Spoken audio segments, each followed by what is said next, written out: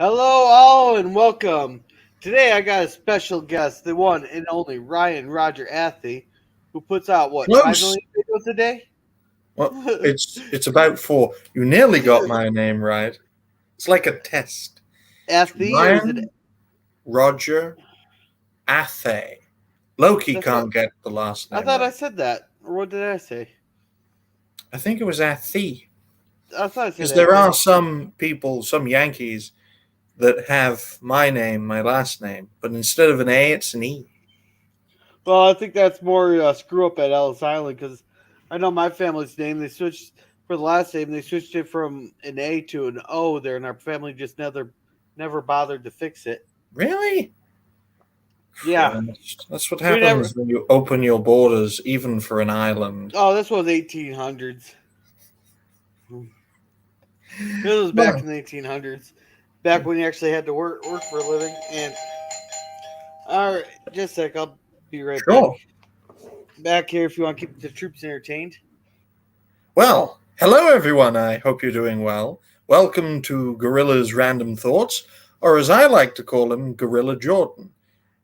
Someone is clearly ringing his bell. He must be very close to his door, which is surprising, really, because where I'm at in my house, call it a house. It's a flat.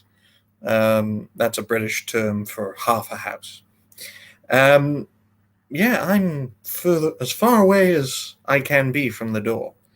So that's very unique.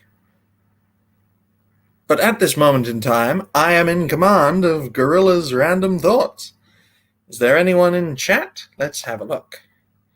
Oh, there's Resolute Germ and John DeMarco. Well, I hope you are both doing well, and I hope you're having a good day, wherever you are, whether it be in the United States, where Gorilla is most likely based, or if you're from the United Kingdom, where I am based. Or if you're from other parts of the English-speaking world, because I don't expect non-English-speaking people to watch an English-speaking live stream. So, while I continue to talk, let's give you a brief introduction of Ryan Roger Athay. Eastern Canada. Ooh, where's that? East. So Quebec, New Brunswick, Newfoundland, Labrador after the dog, and I think that's about it. That's all I can remember in regards to Eastern Canada. Well, thank you for being here, 47 Yorktown. I hope you're doing well. Shameless plug, because I am holding the fort while Gorilla's getting a pizza delivery or dealing with a home invasion, one of the two. Shameless plug. Ryan Roger Athay on YouTube and Twitter. I'm not on TikTok. I will never be on Chinese communist propaganda social media. There's the word. But you can find me on YouTube and Twitter at Ryan Roger Athay. I'm also on BitChute and Odyssey of the same name, but I don't really use it. It's sort of a backup. So, yeah, after the shameless plug. So you're a French speaker, Yorktown. That's very interesting. So French first, then English second. I can't understand how people can learn more than one language. I mean, I tried learning French, tried learning Welsh, which is where I'm from, Wales. I couldn't even learn that. So it's incredible that people can speak more than one language, bilingual people and multilingual people. Incredible. Absolutely incredible. Well, folks, I wasn't expecting to hold the fort this long. Most of my videos last 3 to 5 minutes, and we're already 5 minutes into the show. So this is a brand new experience for me, because I'm not a live streamer. I'm a content creator. They are two different things. Let me tell you the different types of, well, I say content creator as a general term. Number one is content creator. You make videos, speak your mind, do things, that sort of thing. Then you've got live streamers. Now, live streaming, I think, got popular with Justin TV and then later Twitch. And then YouTube, deciding that they need a piece of the action, decided to go for it and have live streaming on their on their platform. Then there's shorts video makers. Now, this became most. Oh, I was just telling people different types of content creator. Okay. Yeah. Was that a pizza delivery or a home invasion? No, it's stork delivery. What? What's that? I just got my kid dropped off. Oh. Yeah. So my kid just got dropped off there. Hello, Resolute. Hey there, John, and welcome 47 Yorktown.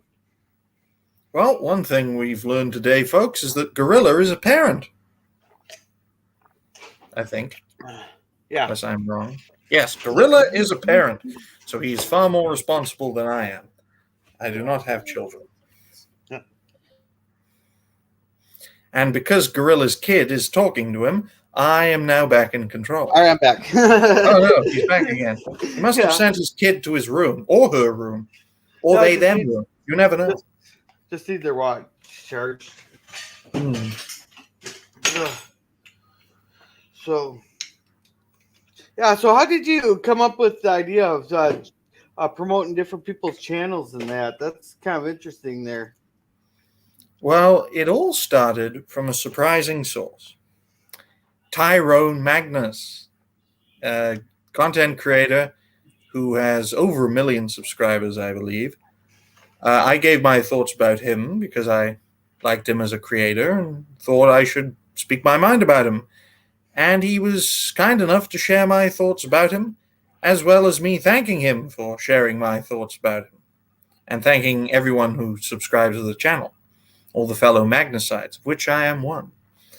And I managed to grow from 78 subscribers in early February 2022 to 278 subscribers in 2 days. So it inspired me to create Rising Stars, and then Rising Stars Who Made It, although Rising Stars Who Made It is on hold currently because I get so many suggestion videos from folks such as yourself, Gorilla, to name but a few. But Rising Stars has kept going because I wanted to do to fellow creators what Tyrone Magnus did for me, although at the moment I am nowhere near as big as Tyrone. Love to be, but wouldn't love to be tomorrow because that would be that would drive me insane. Talk about woohoo every 5 seconds. Yeah, you'd have to stop going. Put your suggestions in the comments. Yeah, if I had a platform that big, I'd have far too many suggestions, which means the channel's going to die, folks. But anyway, that's why Rising Stars came to be. Suggestion videos came to be as a result of not having enough videos to make on my own. That's why I failed the first time I was on YouTube, because I didn't have enough content to create. So suggestion videos came into existence. Though the problem was at the time, Gorilla, I only had about 30, 40 subscribers at the beginning of the second run, and there wasn't enough suggestions. So it wasn't really useful to have it until the audience built up. So for a good few months, from late October to early February, I was relying mostly on my thoughts videos. And it got me from 37 subscribers to 78 subscribers in about 4 months. Oh dear. Oh dear. Oh yes, you've passed 50, Gorilla. Yeah. See, yeah. Gorilla, thank you, Germ. Yes. But Gorilla, you are where I was. You're at 51, I think. I was at 52 on the 1st of January 2022. And I'm a content creator. You are a live streamer mostly, and a shorts video maker, so you're branching out. Yeah. But yes, I definitely see you doing very well. Yeah. To the point that I made you a rising star. Yeah. So now I have to hold up to my promise there, which I got to schedule a drunk trivia night there where we're going to do a trivia there, and if I get the question wrong, I got to take a drink. Oh, dear. But I told my boss about that. And he told me, just do it on a Saturday or a Friday, please. For obvious reasons. No, I told him I'm probably not doing it on a Thursday. He goes, well, then I'm going to make a hell of a lot of noise on Friday. No. I have a saying: keep on going and keep on growing. Yeah. Yeah. But the one thing I do like about your videos there is you don't hide the fact that you got yourself a script and Mm. all that. And you don't hide the bloopers are part of the fun there, especially where's my spot? Oh fuck! I'll just read it over again. Well, you see, bloopers I wanted to keep separate. The problem was I don't, and it's because bloopers were kept into videos mainly because I was sick and tired of retaking them. Because Oh, it's one take. Every video I have ever made is one take. So you do it, and if you get it wrong, and if you borrow a phrase, if you fuck up, you start again. Every video is one take. So I just decided to keep the bloopers in because I don't edit, I don't clip. It exists because I don't have the means, or to be honest, the will, to edit them out. yeah. That's part of the thing that makes your channel more unique and fun. There going, oh, especially goes. I have a blooper in here. I was like, oh, what's the blooper? Mm. Whether There, it's tiny little moths or flies that you can't see because the camera quality is crap unless I turn the light on to maximum and give me a headache. oh, no, the camera quality on yours ain't too bad. Hmm. But all the things I have done, Gorilla, my thoughts to create a foundation, you don't get many of those these days. Yeah, But you do get them in the backlog if I've got nothing else to cover. Then you've yeah, got suggestion videos, which was to increase video production. That was because of a weakness, yeah. not having enough videos. Then Rising Stars came along as an opportunity to do to others what was done to me. And basically, every innovation I have made is as a result of a weakness that I cannot, well, not avoid, I cannot get rid of, such as with the editing and clipping, because I can't do it. So I have to find a way around it. Therefore, bloopers, Yeah. separate and in videos. Now, is that 13 videos? Is that your record or the YouTube record? My record is 12. I tried 13 and I failed at 10. Yeah. I did try, but Yeah. Jesus. You always get points for trying. I don't know what the YouTube record is for most videos in a day. Oh, if you consider shorts as videos, it could be potentially hundreds, Oh, maybe thousands. Because yeah. what is a short if not a couple of seconds? I don't know. I got shorts that are like 9 seconds. I got shorts that are 50. I think the maximum is like 15 if you do the direct shorts thing. Oh. But I suppose, but I wouldn't consider shorts or the people who clip from their streams as unique videos. There, I'd Right. be like regular videos like Tim Pool. He does 3 different segments plus his podcast in the evening there. So that'd be Yes. that'd be 4 videos I think from him. the reason he does it is that he understands that live streams long, so you don't get as many views, but you do get the watch time. I think his live streams are get more views than his regular videos. Oh, But of course, well, I was on about him cutting them up into pieces. oh yeah, he does that too for the people who don't want to watch the live stream. But Which is understandable. Some people don't want to watch a 2, 3, 15-hour live stream. They don't want to watch an EFAP. Yeah, he keeps them around 2 hours there. Mm. But he started out in the he's seen the future in YouTube. He started out way early when his first beginning was just cat videos.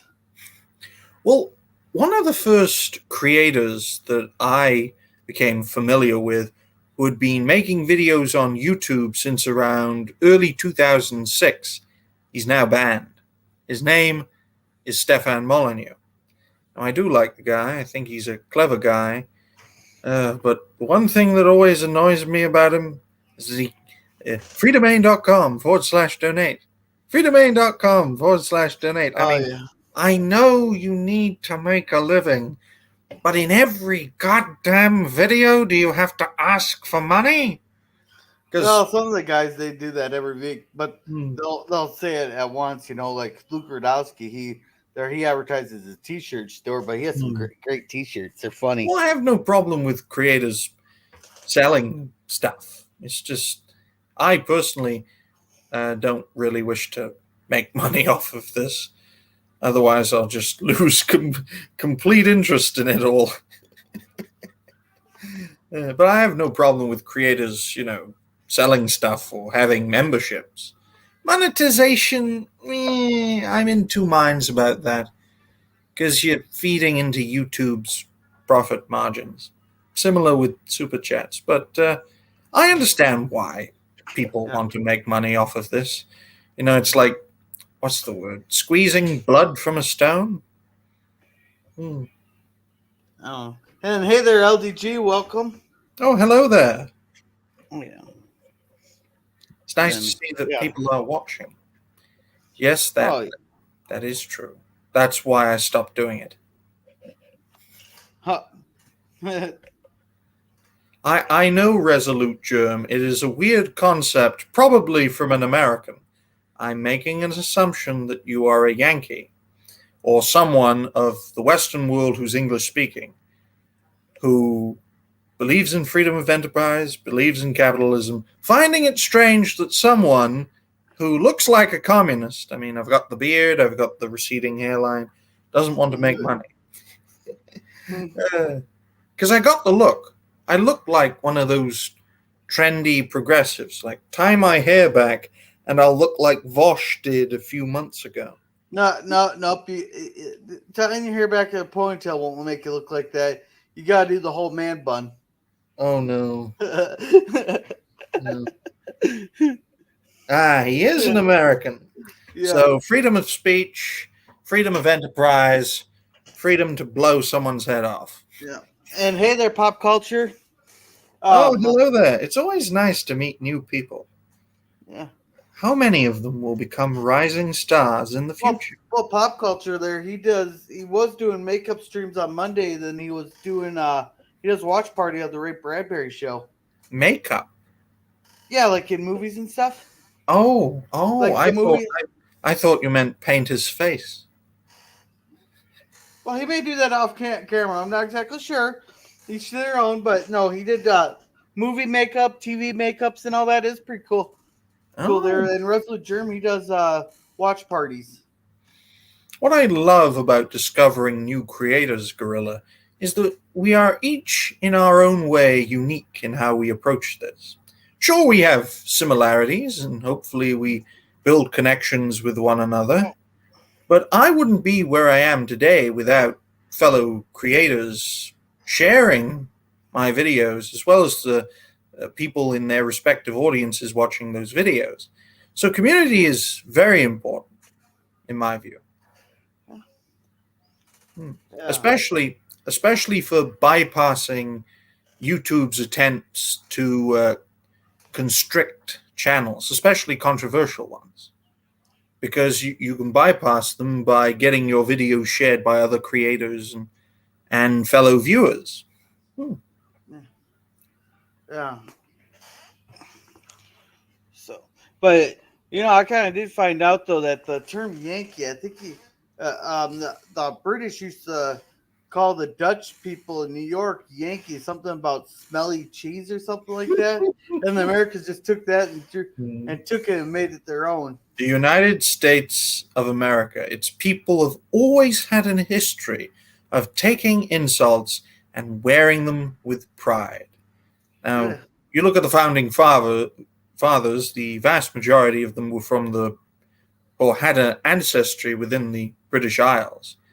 So these were basically Englishmen, Welshmen, Scotsmen, maybe a few Irishmen too, who were sick and tired of imperial tyranny and decided, along with, I'd say a majority, a small majority thin majority of the colonists to rise up against the greatest and strongest empire in human history.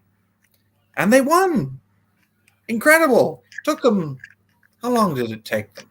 12 Uh, years? 20. 13 years? Well, the whole Revolutionary War was going on for 20 years because they sent an FU letter to King George. That'd Hmm. take 3 months on the boat. He'd write an FU letter back to him. It'd take 3 more months on the boat. Yeah. Go back and forth quite a few times. Hmm. But the one person here that I know who knows a lot more than I even knew about the Hmm. Revolutionary War that's here is John DeMarco. He had Oh, a yes. he had a he had a thing on history with R&R there, and I was Yeah, I've like, been on that show. Wonderful guys, Robert and Jeff. oh yeah, Hmm. a lot of the guys in our small community are great and fun to talk to. We got a real diverse community. Hmm. We we we support each other on their streams and stuff. Oh, yes. You see, the Revolutionary War was the foundation for the USA and its first age Yeah, from 1776 until the end of the Civil War in 1865. yeah. About That's because 19. the one thing they never really taught us in school was there's actually 14 colonies. Oh. Quebec used to be a English colony there, Hmm. and they just refused to join in on it. So they wanted to stay loyal to the crown. Which seems odd considering it was and still is majority French. Yeah. Well, the French kind of took it over. Hmm. Yeah. Yes, it is. Because if you think about it, folks, imagine a piece of America, because America is literally the number one power in the world. Imagine a piece of America with its own founding fathers who were sick and tired of, taxation and whatnot. And they decided to just declare independence. And there was this long struggle, and they prevailed. It would be incredible. Yeah. Although some Well, might argue that, well, they did have that. Well, the South did say "fu" in 1860. They didn't prevail, but they yeah. said "fu." Well, to be honest, Gorilla, looking back at the American Civil War, I am amazed, militarily speaking, that the South lasted as long as it did, Well, despite I've being heard. surrounded and blockaded and Well, I've starved. heard a few theories on that. One of them was that the North was kind of keeping one hand tied behind the back. Well, first of Hmm. all, both sides thought, "Oh, it's just going to be over in a couple months anyhow." How that's why the civilians were at the Battle of Bull Run there. That's one of the first battles. Everybody, all the civilians are sitting on the hilltop there, and they're surprised that the South was holding out. But Hmm. one of the things theories that people were prompting was that they're kind of wanting to they're trying to keep like one hand tied behind their back because they didn't want to decimate the South there and ruin the whole South, and Hmm. then they didn't want it to be a big old slaughter fest, because they were our brothers and sisters. They're Yes, still our. that is understandable. And pop culture curate. There's your blooper, folks. Curator, I understand your sentiment. But economically speaking, the United States is still number one as of the making of this live stream. And militarily speaking, it is definitely number one. You could add up all the militaries on Earth together, still would not rival the United States of America.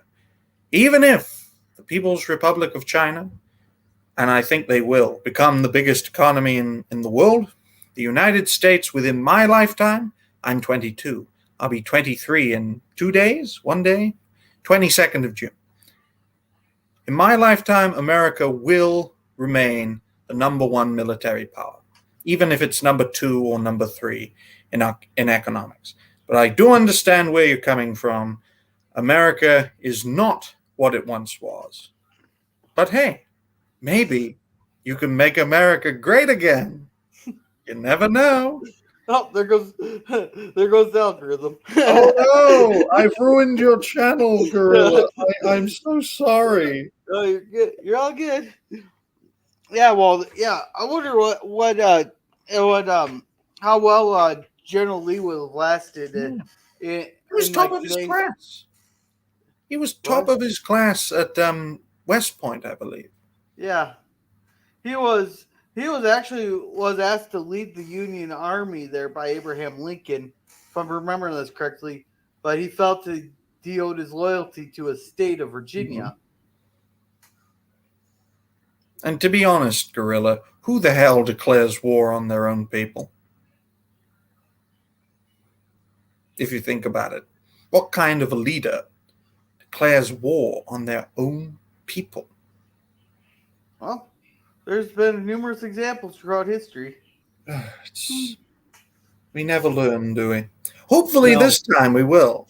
Why? Yeah. Because ordinary people, thanks to technology, have more power than ever before, where we can Yeah. talk about these things, discuss, and debate. Yeah. Mm-hmm. Hmm. It's always good to have a good debate, just as long as it's not turning into Hmm. that's just snipping at each other. A That's good why, faith discussion. yeah, Hmm. that's why I get annoyed with some people on Twitter. They'll make a stupid comment, but then they'll turn off. They'll make it so you can't reply to them. Hmm.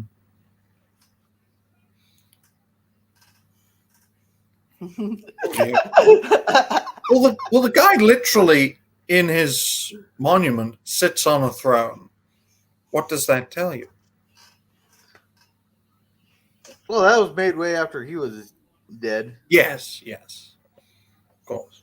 And of course, the abolition of slavery was a great thing, undoubtedly.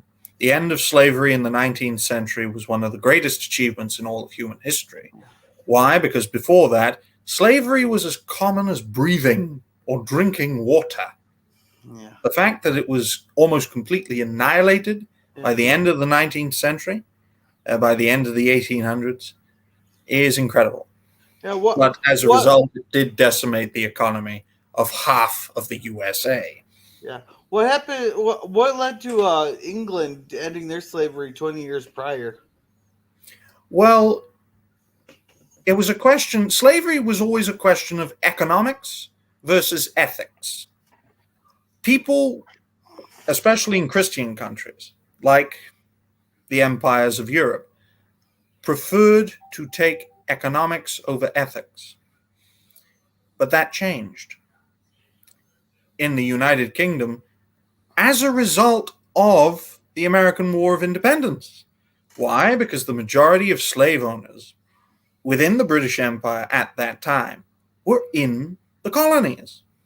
So when they revolted, and a lot of slave owners revolted with the founders, why? Because the taxation on their property would have crippled their businesses. So they sided with the founding fathers, and their money and their influence helped America gain its independence. But as a result, the amount of slave owners in the United Kingdom and the wider British Empire went down.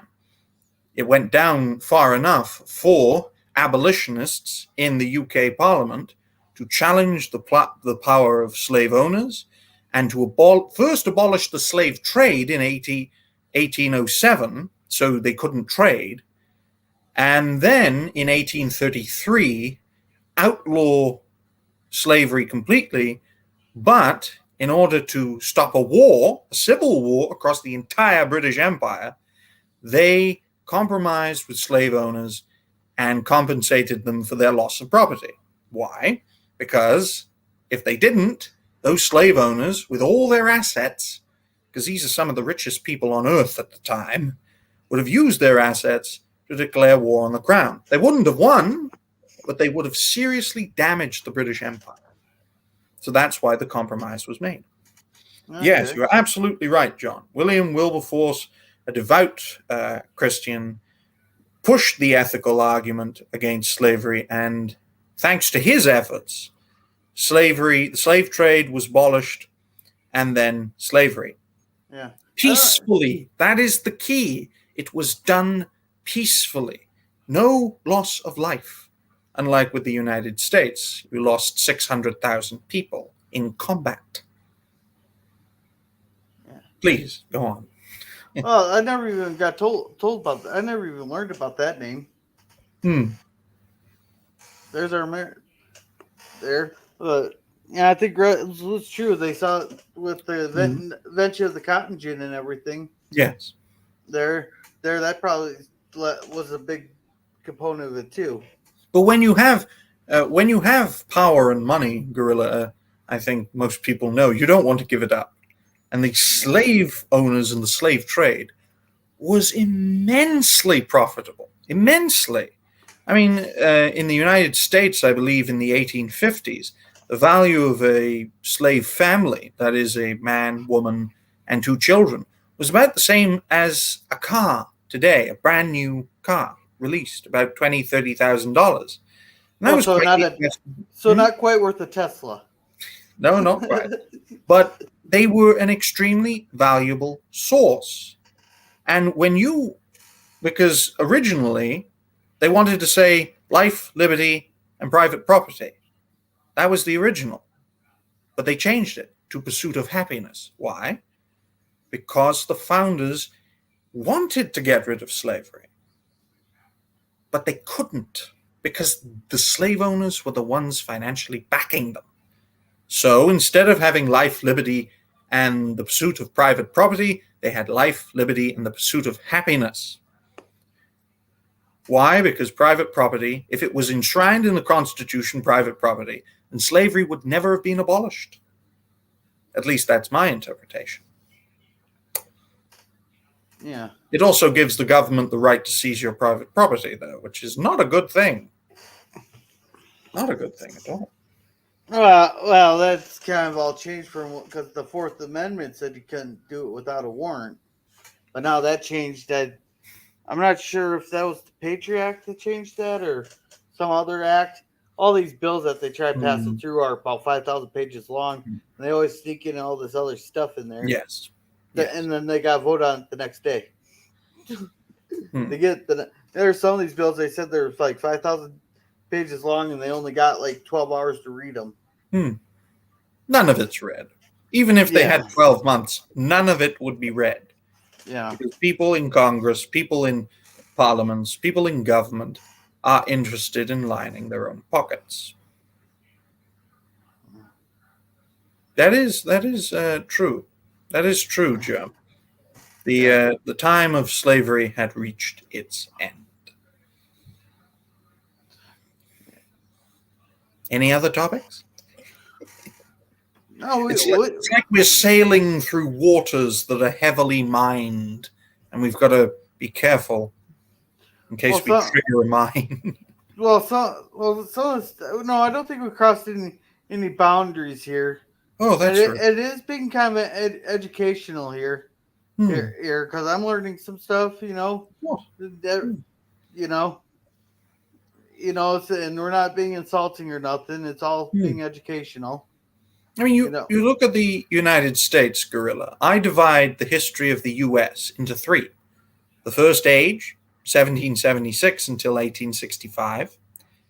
The second age, 1865 to 1945. And the third age, 1945 until today. And that's about an 90-year radius. And I think the U.S. has entered a 4th age. It's about the 80, that'd be about 80 years here. Yeah, 80, 90 years. That follows along the lines of the 4th turning. Now, I personally believe that the next 80 to 90 years are going to be a real turning point. Will the United States replicate the Roman Empire and ultimately collapse? Or will the United States regain its focus, remain the dominant power in the world, and fend off rising powers such as the People's Republic of China, such as India, which is a rising power to be, as well as the vast potential within African countries, especially the likes of Nigeria and South Africa, because their populations are booming. You think Nigeria could become a rising power? Not in the foreseeable future, not in 20 years or 30 years, but in 80 years and 90 years, when their populations go up, when they go through an age of industry such as Britain and the United States did. I believe they have that potential because their populations are far bigger. Their capacity for industrial growth is far bigger than ours was. So they have that potential. China did it in Yeah, 30 years. But do they have the room to do it? Because they're not a very big country in land size. Oh yes, that's understandable, Gorilla. But you see, African nations, their borders aren't exactly solid like the rest of the world. I mean, Nigeria and the bordering country Niger, which has a small population but lots of land and lots of oil, which means it's very rich. They've had a long. You're right there, Resolute. Let's forget about South Africa. That place has been a ticking time bomb for 30 years.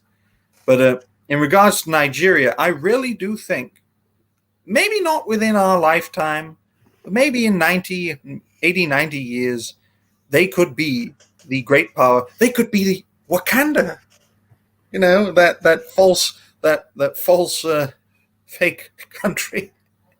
Wakanda, what isn't that the one we went in to stop the genocide or something in the 90s?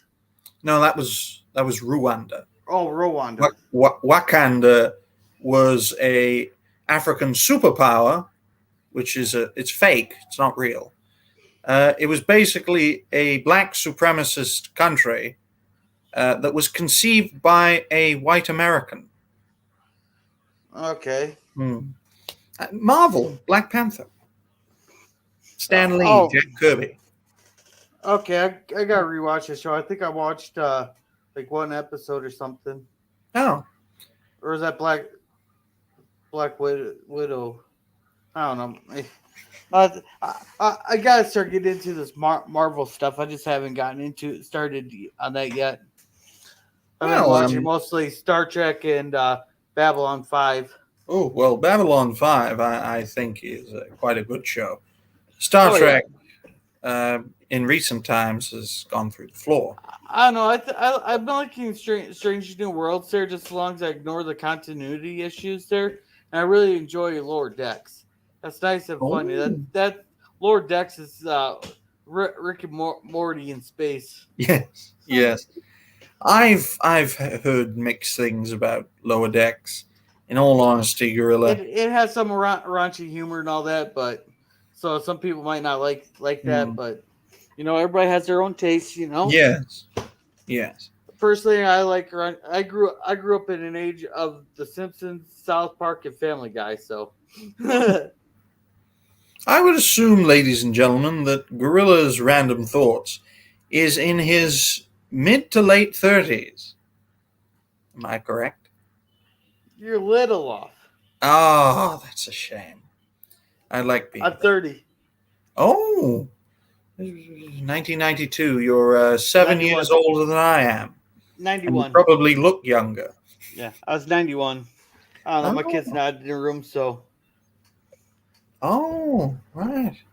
Yeah, I had the camera off because I didn't want my kid on camera. Yes, that's perfectly understandable. I mean, what time is it in the UK? It's 1:43 a.m. Yeah. There's a reason I've got so many wrinkles, folks. Well, I used to work the second shift and all that. I prefer that shift. Oh. I used to work. Yeah. I'd work. I'd go to work at 3, get off at like 11 or 1, sometimes 3 in the morning, depending on how much overtime I worked. Then I just go. So the girlfriend was asleep, so I just went fishing after work. I've never really had the patience for fishing, to be honest. You just haven't found the right spot because there's a couple spots I know. As soon as the bobber hits the water, you're reeling her back in with the fish on it. I missed the 80s. Yeah. Oh. Ronald Reagan. What a guy. I mean, an actor as a president? What next? A reality TV show host? Yeah. Yeah, and he didn't do the one thing he was famous for. You're You're fired. fired. Oh, the United States, especially in recent times, it's sort of been sleepwalking into oblivion. But the United States as a country can never be destroyed from the outside. Never. But from the inside, it can. I mean, if you look at war casualties, Gorilla, for example, more Americans died in the Civil War than they did against Germany and Italy and Japan in the Second World War. And America was in that conflict for Actually, 3 years. I think more Americans died in our Civil War than all the other wars we've been in combined. Yes, which goes to show that 19th century Americans did more damage to America than all of America's enemies. British Empire, Spanish Empire, Well, Germany. I don't think because they're all enemies. I just think we stuck our nose in where it didn't belong. You could make that point. I mean, there was a time, folks, when the U.S. controlled Cuba and Haiti and the Philippines and even Japan for 7 years, from 1945 to 1952. So, yeah. Oh, and Iraq. Had control of Iraq for a few years. How did that go? What's this? Weekend at Bernie's. Does he mean Joe or Brandon? Yeah, You see him fall off his bike. yeah, but I haven't been making a big deal out of it because that could happen to anybody. Well, he had that strap. You know how bikes they have a strap over to make sure your foot's in. The reason he couldn't take his foot off was because the strap kept his foot in, so he fell. Yeah. See, If he can't even ride a bike, how the hell is he supposed to run a country? Yeah, I wasn't gonna sit there and laugh and mock at him over that, but I will do it over his policies.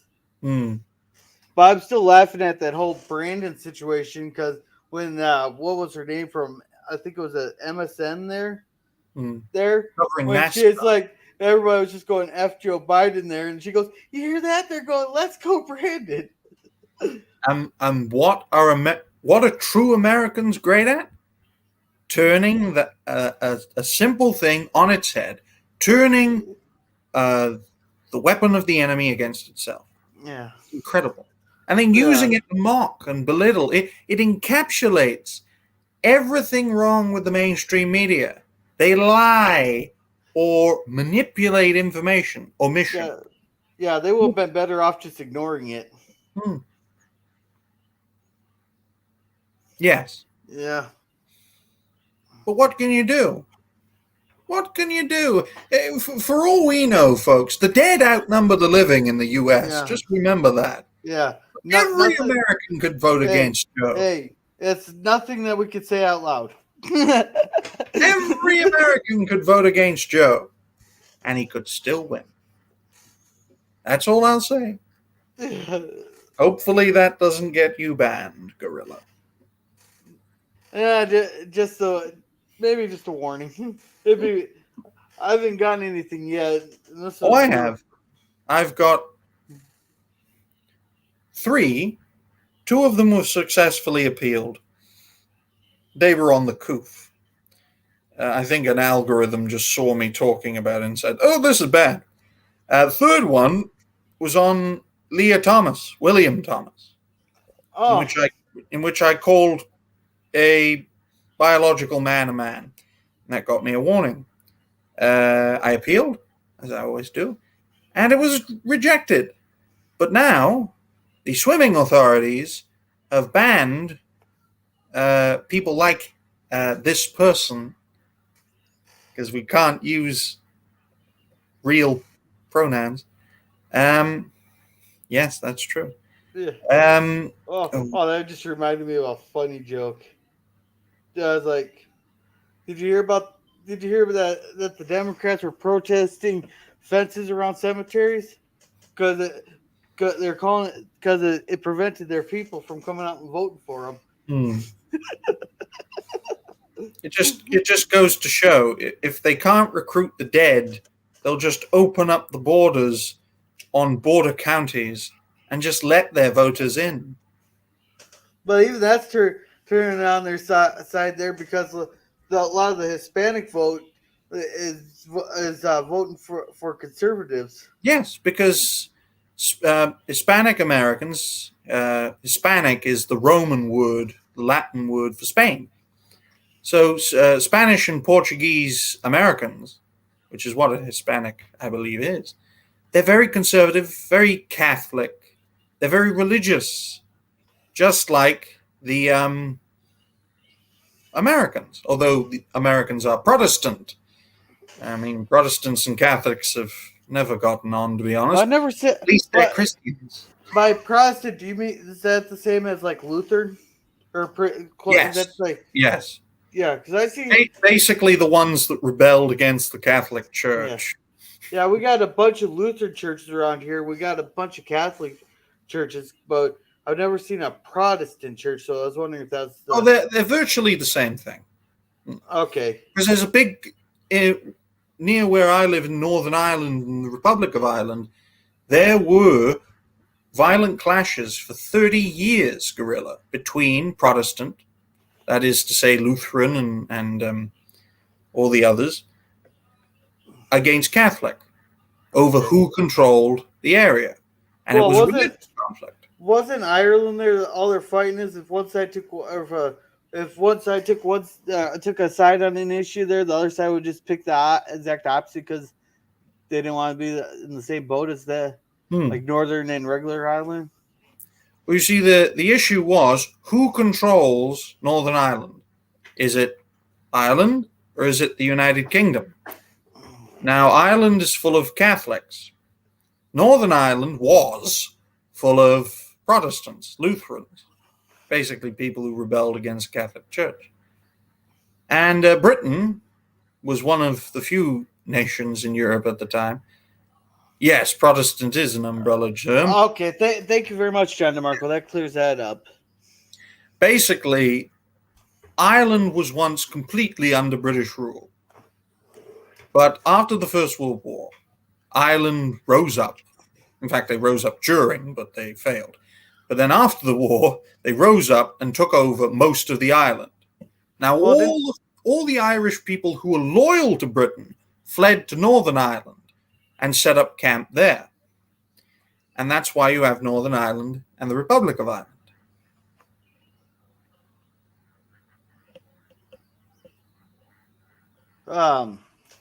So yeah, well, didn't Ireland kind of get screwed in World War One, kind of like Italy and Japan both got screwed over in the peace treaty? Well, and that's why they took the opposite side of the next war. Well, Ireland in World War II stayed neutral. Well, no, I was talking World War II. There, Germany and Italy got screwed over in World War One. That's why they sided with Germany in World War II. Yeah, well, Ireland during the First World War was a British colony. So it was only after the war that they got independence by rebelling. Who would have thought? Wouldn't? Yeah. But to get back to the point of Ireland. Yeah. It's so, Resolute, am I a degenerate? Well, Does that make me a degenerate? I wouldn't know. I mean, in all honesty, when it comes to religion, so long as you stand by Western values, I have no problem with you. Doesn't matter what your religion is. So long as you're for peace, prosperity, and liberty, I have no problem with you. Well, I do like peace, but there's a time to fight too. Yes. Self-defense. I always like that. Well, you see, the thing about Ireland is it's always been a nation of strong people. Very strong, very courageous. Same with the Celtic nations of Scotland, Wales. Celts have always been strong and courageous, but very rarely did they have intelligent leaders. And that is how England, which is the foundation of the United Kingdom, managed to conquer the Celtic nations of Scotland, Wales, and Ireland. Why? Because Anglo-Saxons, which is what England is, a mixture of people from what is England, and Saxon, which is northern and central Europe. So a bit of Scandinavian, a bit of German. That's what that is. They, in terms of strength and courage, weren't as high as the Celts, but they were far more educated, far more intelligent, and that was how they were able to conquer the land. Although the United Kingdom would not come to be until the kingdoms of England and Scotland united together.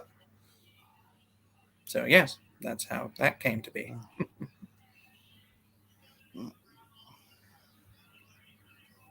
Yeah. So.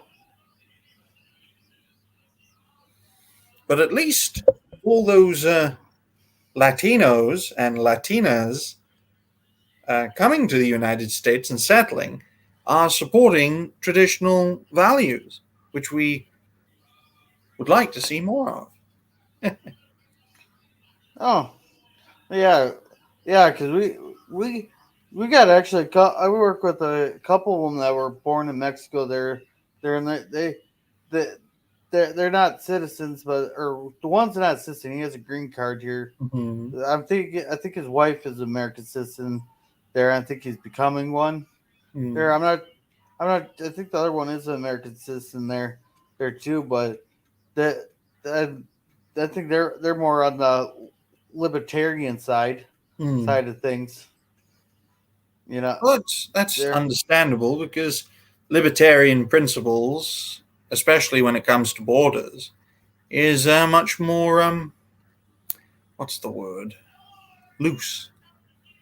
Come to think of it, no one idea or set of ideas works all the time. That's why we have a process of change. yeah. Yes, that is partially right. Well, that is one reason. Another reason was that Scotland as a kingdom was bankrupt and they needed bailing out. Yeah. So, Yeah. I used to watch a show on Netflix there with I think one was like the Henry VIII, and there's another one is like Queen of Scots or something like that. They're pretty interesting shows until I got rid of Netflix. Oh yes, Mary Queen of Scots was the cousin of Elizabeth I, who was a daughter of Henry VIII. Now, Elizabeth I locked up Mary Queen of Scots because she was seen as an alternative to her rule. And she locked her up, but allowed Mary Queen of Scots' son, James, to be free and live in Scotland. After Mary Queen of Scots died in captivity, and after Elizabeth I died with no heir, because Mary Queen of Scots was the cousin of Elizabeth I, the royal bloodline was there. So Mary Queen of Scots' son, James, who had that royal bloodline, took over, became King of England and King of Scotland. And the House of Tudor ended, and the House of Stuart began. Although the United Kingdom would not form, as the man was King of England and Scotland, but he did not bring those two nations together. That was not done until much later. Well, Resolute Germ, he did have a son. He actually did have a son who took the throne at age 9, but only ruled for 6 years. His son was ill, an ill boy and then an ill teenager. Did he have the heliofoam? Did he have that heliofoam or whatever it was that the royals tended to get?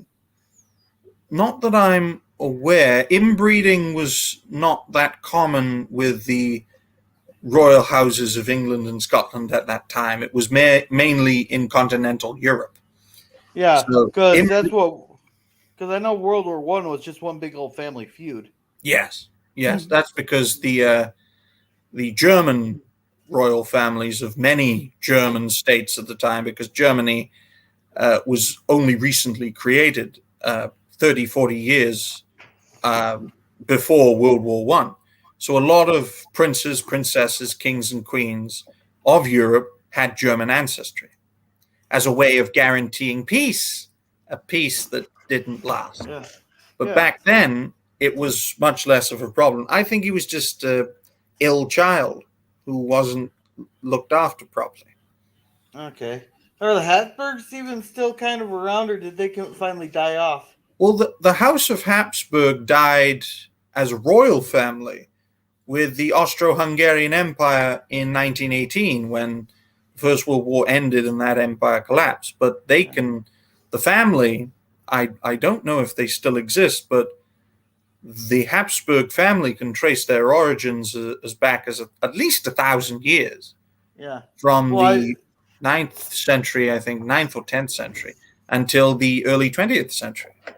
I know because of all the inbreeding that the family members kept getting sick, and they actually developed what was called the Habsburg jaw. Yes. But I didn't know if the family actually still survived and maybe started outbreeding, or if they finally just all completely died off. Well, as far as I'm aware, I don't know if they're still around, but I know that they lasted a long time, lasted far longer than other royal houses. Yeah. But they ultimately died off as royal bloodline. Whether or not they still exist, I do not know. Yeah. Well, with the House of Windsor, there, I know they changed their name in 1940. So would that consider a new dynasty then when they changed their name? Because they wanted to have something less German name. Yes, they actually changed their name during the First World War in 1917. Okay, it was 1917. Okay. Yes, yeah. Because the House of Windsor, I believe their official family name was Saxe-Gotha-Coburg, which is a cross between German and Danish royal blood, because that family was part of the royal houses of many German and Danish kingdoms, because Germany as a nation did not exist until 1870. So it's a very young nation. Before that, it was like an eggshell, cracked. I thought it was Prussia. Yeah, Prussia was the main one. By the 19th century, Prussia was the main force. So was it like our Texas there? It's the Texas are big. Well, Alaska's technically a big one. Like royal houses. Think of the states, Gorilla, as each state is a royal house. Something like that. Like, say Texas had a king, or a queen, or a duke, or a baron, a leader. Like 50 monarchies instead of 50 states. Okay. Oh, hello, Ian. Hope you're doing well. Hi there, Ian. Welcome to my channel here.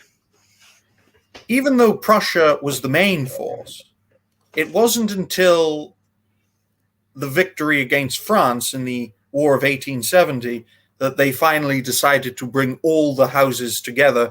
Prussia, Bavaria, Saxony, vast amount of others even then. But before 1870, Germany was divided into hundreds of different areas. Was it hundreds? I thought maybe it was closer to like 20 or 30. Oh, maybe in 1869 or 1870. But if you go back a few hundred years, there were hundreds. The Holy Roman Empire was made up, was basically a sort of successor to the Roman Empire. It was basically in Germany and northern Italy and in Austria and the Czech Republic, as it now is. All these different dukedoms and kingdoms working together under an elected or selected Holy Roman Emperor between the different territories. It's not easy to understand, especially.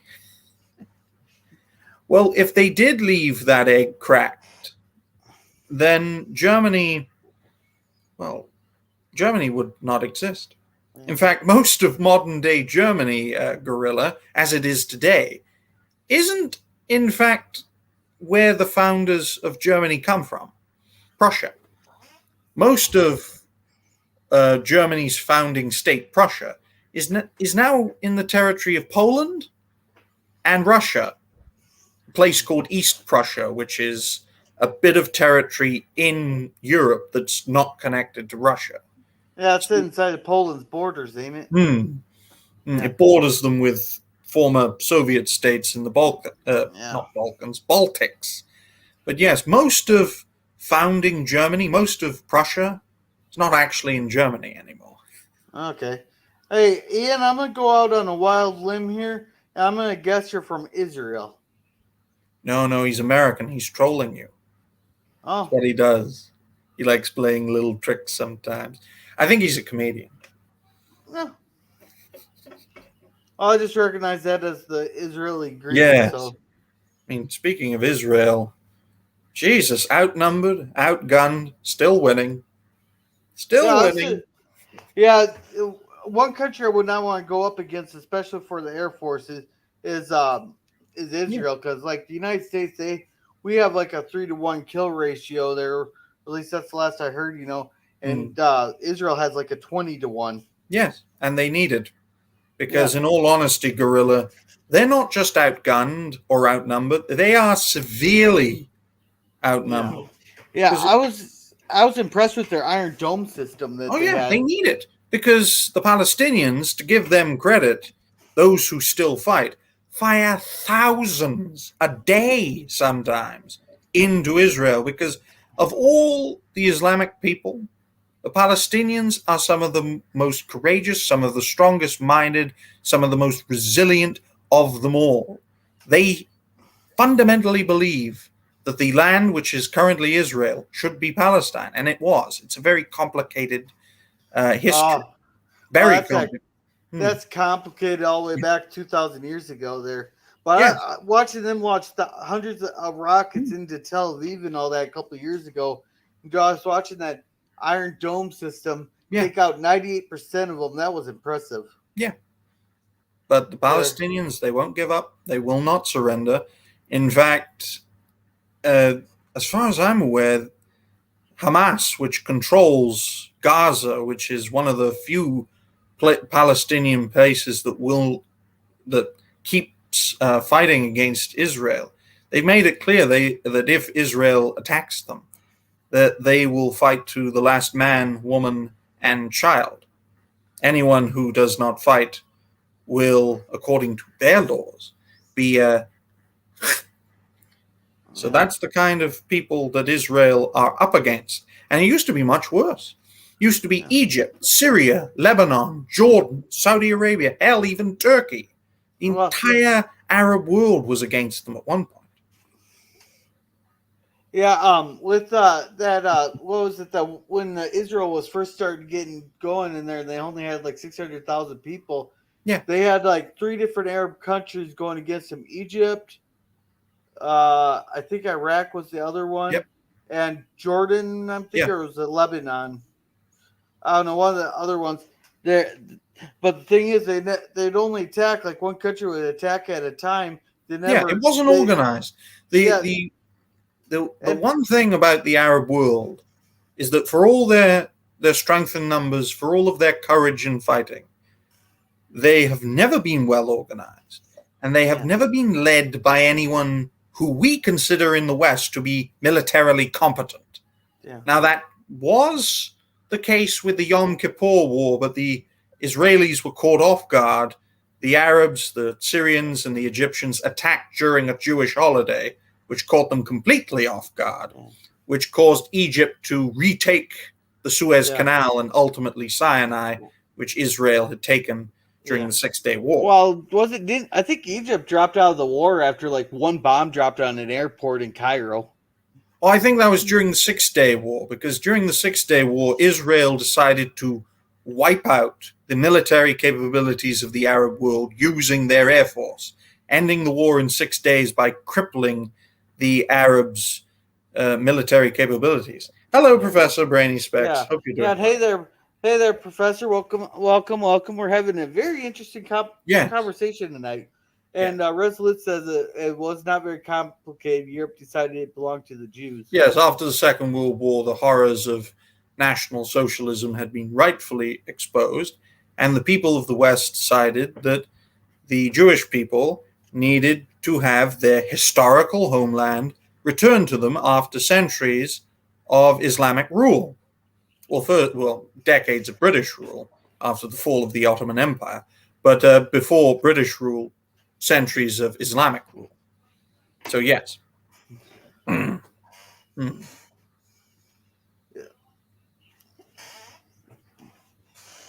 Yeah, and well, the way it sounds, the reason the Middle East is such a mess right now apparently was because of the French and the British there, the way they divided up the Middle East between each other.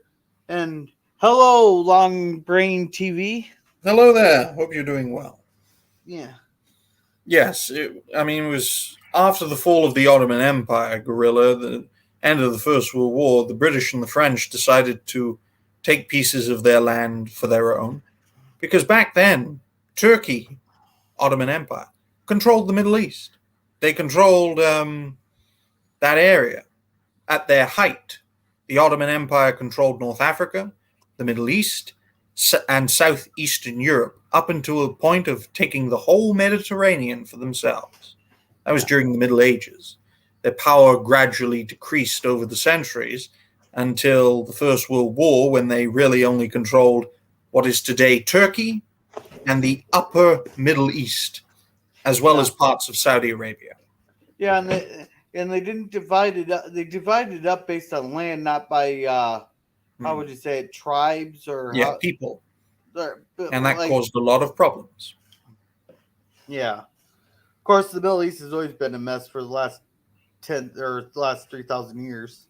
Well, the Middle East in recent times has been a mess, Gorilla, but under Ottoman rule, and it was under Ottoman rule for many centuries, it was very peaceful, it was very prosperous, under the rule of an Islamic empire. Now, that changed as the Ottomans lost more and more territory in Europe and in North Africa. Most notably, they lost Egypt in a revolution led by a man called Muhammad Ali. And this revolutionary leader, decided he could not hold off the Ottomans, so he decided to give Egypt to the United Kingdom, to the British Empire, in return for protection against the Ottomans. As far as I'm aware, the British might have, asked him to give them the land.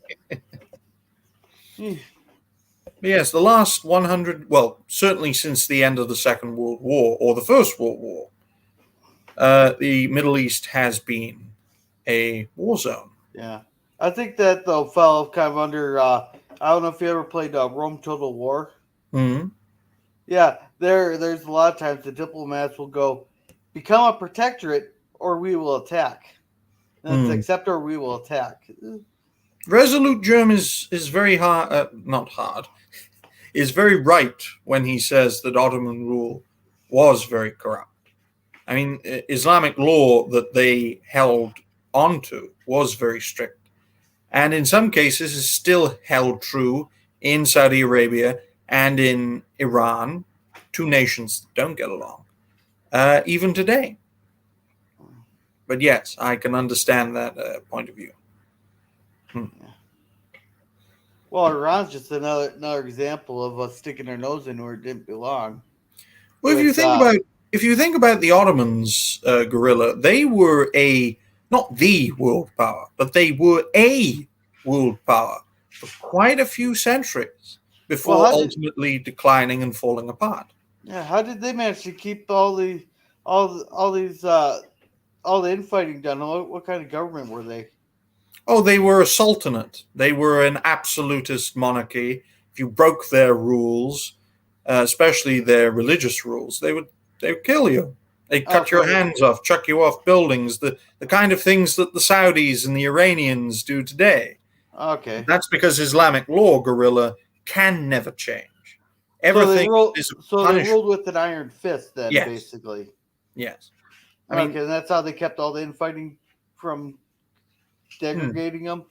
But the problem with that was it weakened them from within. Because when you purge within your own country, you are killing a lot of people who could be worthy resources. And when you weaken yourselves from within, people in neighboring countries who want to take back land, say, for example, the Hungarians or the Serbians or the Bosnians, who reluctantly work with the Austrians. That's why the Austro-Hungarian Empire became so big in Europe, because it was Austria and bits of Hungary that fled Ottoman rule. They joined together to fight the Ottomans and push them out of Europe.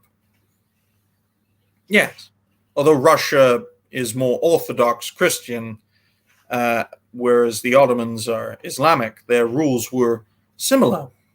I mean, the Russians wanted to actually conquer the Ottomans because of Constantinople. That was the home of the Byzantine Empire, which the Ottomans conquered. When Byzantine was the successor to Rome, so the Russians wanted Constantinople. It's now called Istanbul, capital of Turkey. The Russians wanted Constantinople to revive the Byzantine Empire, also known as the Eastern Roman Empire, but they failed.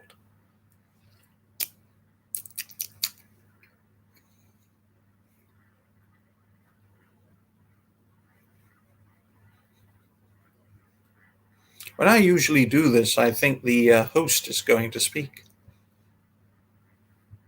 Hello. And this is why we are not mainstream media, folks. Yeah. Oh, sorry. I got Yes. up. I unplugged my headphones there. Oh, dear. So I could listen while I went and got a drink. Oh, yes, that's understandable.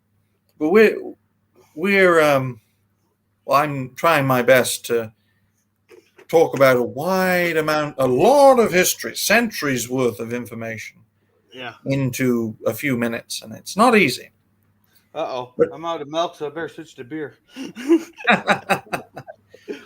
If you think about it, though, America has only been a world power since 1945.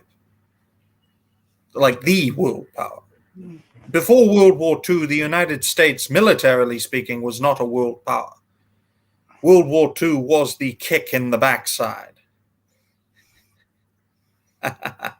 You never know. You never know. I mean, Russia is not the power it once was as the Soviet Union. Yeah. I mean, during the Cold War, the one advantage the Soviets had over the West was its massive military, outnumbering the West 3-1 in men, in tanks, aircraft. That's why we were afraid of the USSR. You were about to say something? Yeah, isn't Istanbul the entrance to the Black Sea, right? Yes. That's why Russia tries to be friendly with Turkey, because the Turks can block the entrance to the Black Sea. It's within their territory. Well, anybody could block the entrance to the Black Sea if they have enough bombs there. But the only problem with that is then they can't use it. See, the thing about Russia is that the Russians have always, in any war Russia has fought, it has always taken casualties. It has always faced loss, but it has always prevailed against that. The more they get hurt, the more they are beaten, the more they fight. They don't give up. They never give up. And that's how they've won their conflicts.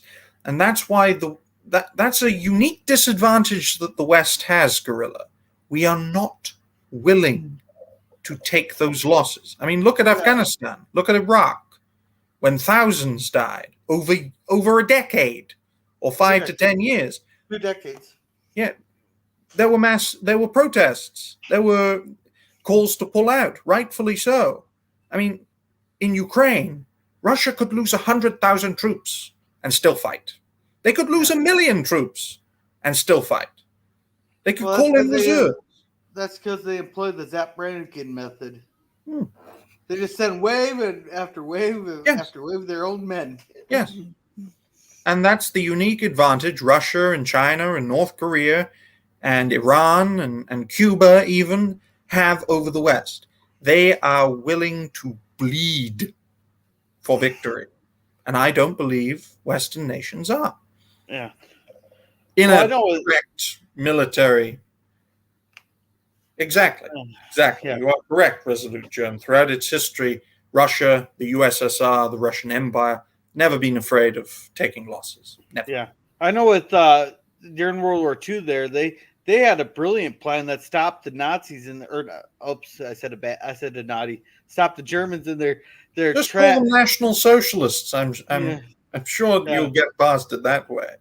Yeah, well, they stopped the Germans there by playing the line tactics, and they let the line bend, and then all of a sudden it'd fall back, and until eventually it became an impenetrable wall. They just kept falling back into lines, and then they became an impenetrable wall. Then they said, "Screw you!" Then that where I think Germany's biggest mistake was they stopped their advance on Moscow to go take Stalin's pride city there, Stalingrad. And he said that city's not going to fall under any circumstances. And the people were more scared of Stalin than they were of Hitler. Yeah. Yes. I mean, if you think about the Second World War, ladies and gentlemen, in 4 years of combat on the Eastern Front, the Germans lost about 5 million. The Russians lost 25 million. And Russia, or the Soviet Union. The Soviet Union prevailed. Yeah. For every one German that fell, 5 Russian, Ukrainian, and other nationalities within the USSR fell. And that's just soldiers. Never mind civilians who starved or ate each other or died in battle or froze to death. Yeah.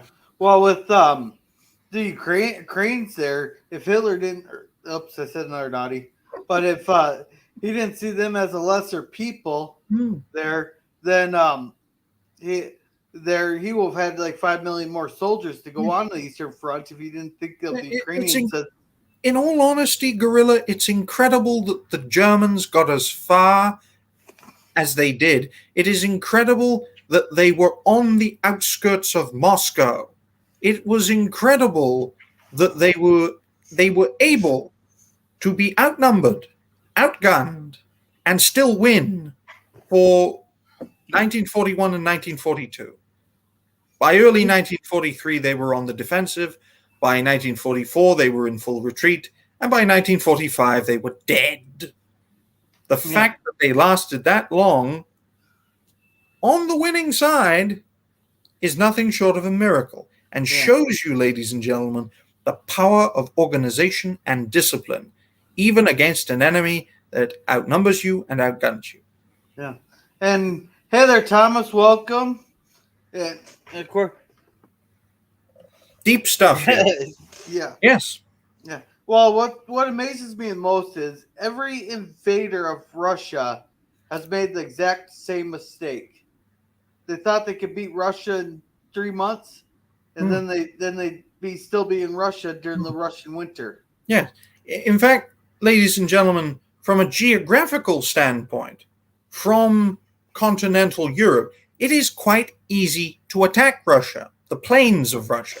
It's very flat. It's very easy to get across in summer, but it's impossible to fight during winter on the offensive. So they take the gamble. We go in, we take out the main cities, and we conquer them before they have a chance to respond. But they fail because they underestimate. Never underestimate Russians. Even if they're not the smartest bunch, they are strong and they are courageous. Yeah, I think we're falling into the same mistake now with the saber rattling. And apparently, according to Thomas, Napoleon went further and had the same results. Yeah. Then, did you see Resolute there where he said the Russia cares even less about the civilian deaths? They don't give a damn. To them, everyone is a soldier. People are still alive, Guerrilla, who fought in the Second World War. Not many, but some of them are still alive. who saw their own people eating each other's kids to survive. The siege of Yeah. Leningrad, St. Petersburg, which lasted 2.5 years. A city starving, millions of people, freezing to death, starving to death, as German and Finnish forces blockaded Leningrad. The Russian people survived. About half of the city's population died. Most of them did not starve. Most of them ate each other. That's Yeah. the lengths. And this is within our lifetime. There are still people alive who lived through this and went through this. I actually remember, I think it was World War II, that there was a 6-year-old, I think it was from Leningrad, there that he kind of fought with them. You know, he's kind of became the mascot of one of the regiments or divisions or Yeah. whatever. And Yeah, they of course, actually gave him, definitely. On the they eastern. even gave Go on. they even gave him an honorary promotion to lieutenant, though, even though he's only 6 years old. I think Simple History covered that. Yeah. And Resolute Germ makes another good point. Plenty of good points. If you want to conquer them, wipe them out, but you have to understand, even if you do defeat them conventionally, controlling a nation the size of Russia and the Soviet Union would be impossible to stop resistance movements. It was hard enough stopping Afghanistan and their resistance movements. How the hell are you going to fully occupy Russia? Or China, which has an even bigger population? How the hell are you supposed to manage 1.5 billion people? Well, in all fairness, I think most of the Chinese people are fed up with the CCP, but they're scared of them. So if we took out the CCP, I don't think China would be that hard to control. Well, the same was true of the Russian communists. People thought that if we got rid of communism in the Soviet Union, Russia would be our friend. They're not. They're a conservative, nationalist, Christian Orthodox nation that can't stand us and our woke bullshit. So if China gets rid of communism, what stops China from being a nationalist, Confucian or Taoist nation that despises us also? Yes, that is true, Thomas. Why? Because the United States has the largest military in the world. There's more American military hardware and personnel, Gorilla, outside the US than in it. The country could literally invade itself. Well, the problem with with conquering the United States too, because Yamamoto said it best is you cannot conquer the United States because there's a gun behind every blade of grass. Our Second Amendment is the only reason why we haven't really faced a real invasion since, was it 1812? Yes, when the British Empire and the Canadians. And we've only had 2 real attacks on American soil that were devastating attacks, I should say. Well, that'd be Pearl Harbor and 9/11. Resolute Germ, I'm not a fan of depopulation, but I would prefer there to be more humans on Earth than less. Yeah. Yes, that is true, John. That is very true.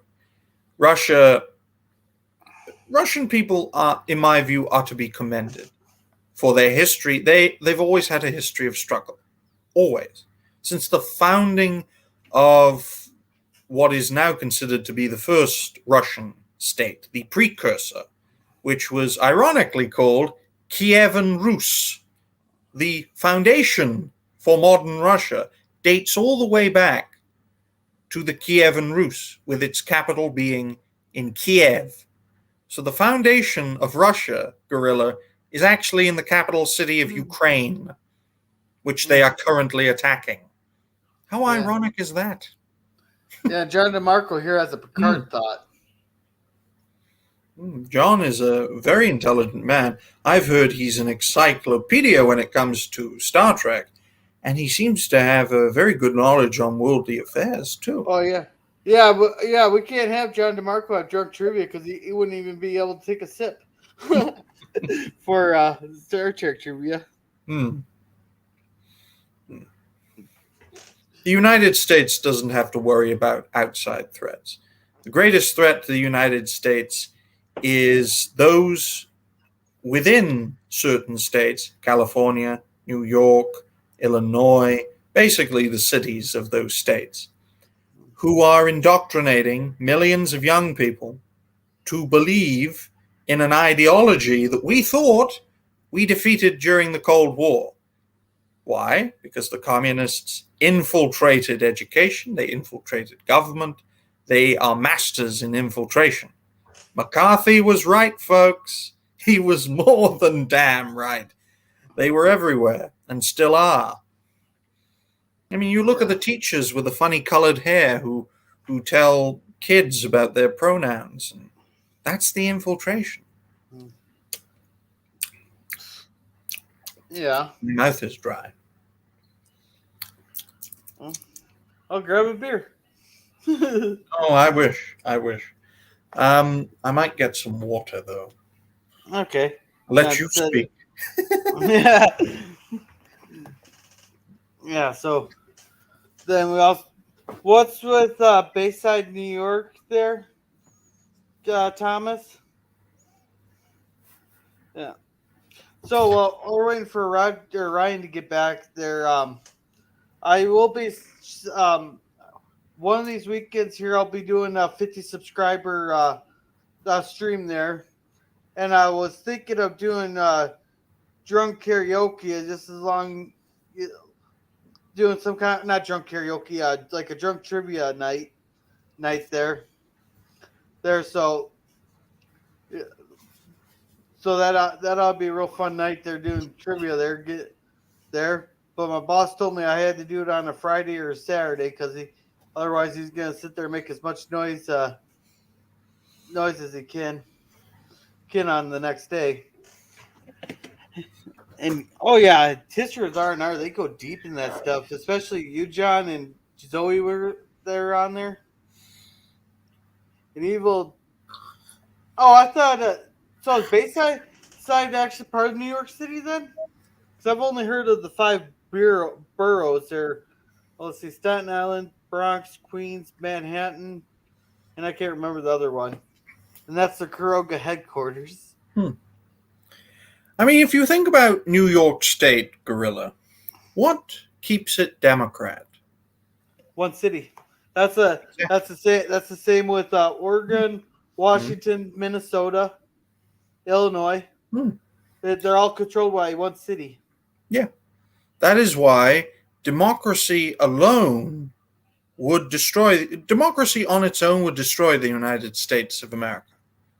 Because if you had a purely democratic model, you would get a democratic government run by Democrats who would run your country into the ground, destroy your constitution, and utterly cripple your nation for future generations. That is why the United States is a constitutional republic run by Republicans, not rhinos, Republicans who believe in life, liberty, the pursuit of happiness, and the American Constitution. Oh, okay. So Thomas, there's the boroughs, and then there's neighborhoods inside those boroughs. If I'm understanding that, what you're saying there, because I just know them as boroughs. Like New York was divided up into boroughs there, but I didn't know that there's actual smaller neighborhoods inside the boroughs. Oh,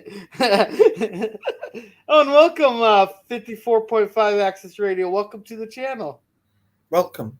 Please stay, like, share, subscribe to Gorilla's Random Thoughts. Come on, let's make him a rising star so I can prove to be right. Hey, and this was said on Vile Mike's channel because I made the mistake of mentioning to him because I got the story behind this was I got really drunk at the street dance we had on Saturday there. I was talking to some people I used to work with there, and I look at the cop there because we were talking about my channel there, and it's like I told him, it was like, hey, when I get to 1,000 subscribers, do you want to just taste me on camera? I think that'd get me a couple million views and all that.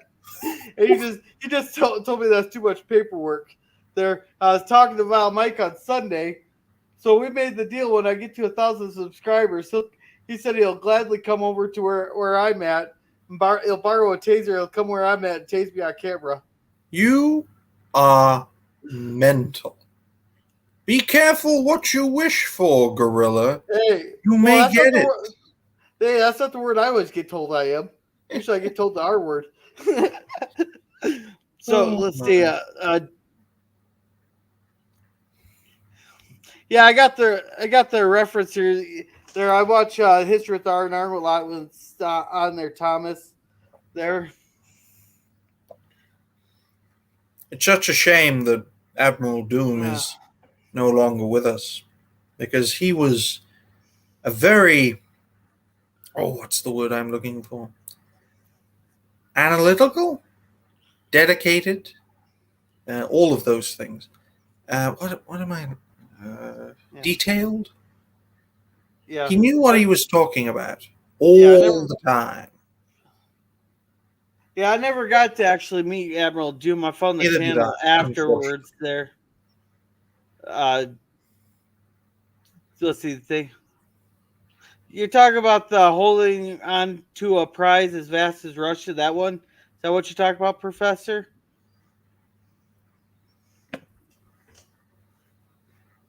Um. It's just not possible. Yeah. Yeah. But like I said, I still think we'd be able to occupy and control China real easily, just because they're fed up with the CCP. I mean, if I don't know if you ever listened to China Uncensored, Hmm. they're the they're the people, especially in like Shanghai and all that. Those people are ready to revolt. But you got to think about it, gorilla. Got to think about the same thing happened to Russia. It turned away from communism, became a nationalist conservative nation that tried to be friends with the West, and we rejected them. The same will be true of China if the communists ever fall. They will become a nationalist, conservative nation with their own religious institutions, Confucianism and Taoism, respectively, and they'll try to be friends with us, and it will not work. We are not willing to work with these people. Why? Because we need an enemy. Yeah, We've that always needed an enemy, a foreign enemy. yeah, John. That's from the Drumhead, ain't it? Oh, is it? Yeah, that quote was from the Drumhead because they were talking Oh. about because Worf was telling them that they can't fall into these traps of the Drumhead trials and stuff like that because and the where evil could slip in if you let your guard down. Well, I don't take them to their word, but I still listen to what they have to say. But I know they're a little I that mean, Chris is Thomas. biased. Yes, Thomas Potts makes a good point about Russia being a federation. It is a federation because Russians, although they are a majority in Russia, they're not the only group. There are other groups.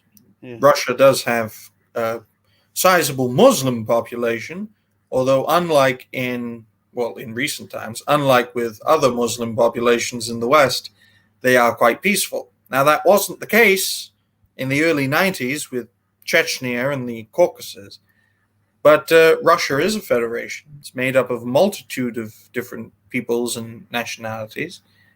And for the last 10, 15 years, it has been much more stable than the Western world.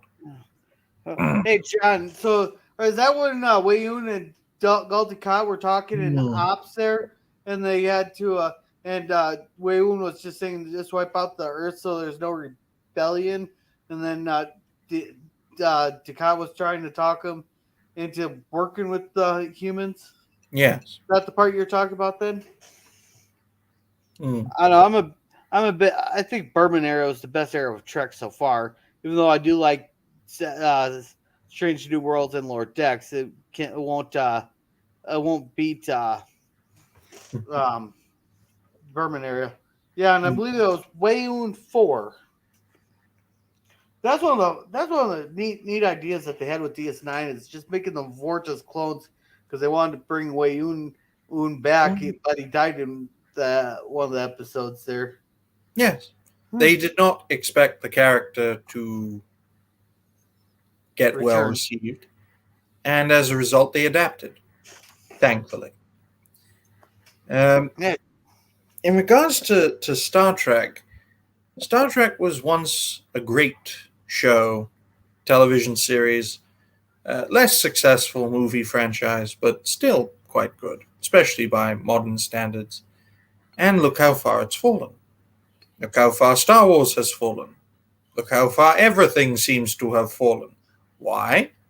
Because the people in mainstream entertainment are filled with people who are the successors of those who infiltrated the mainstream media in or during the Cold War.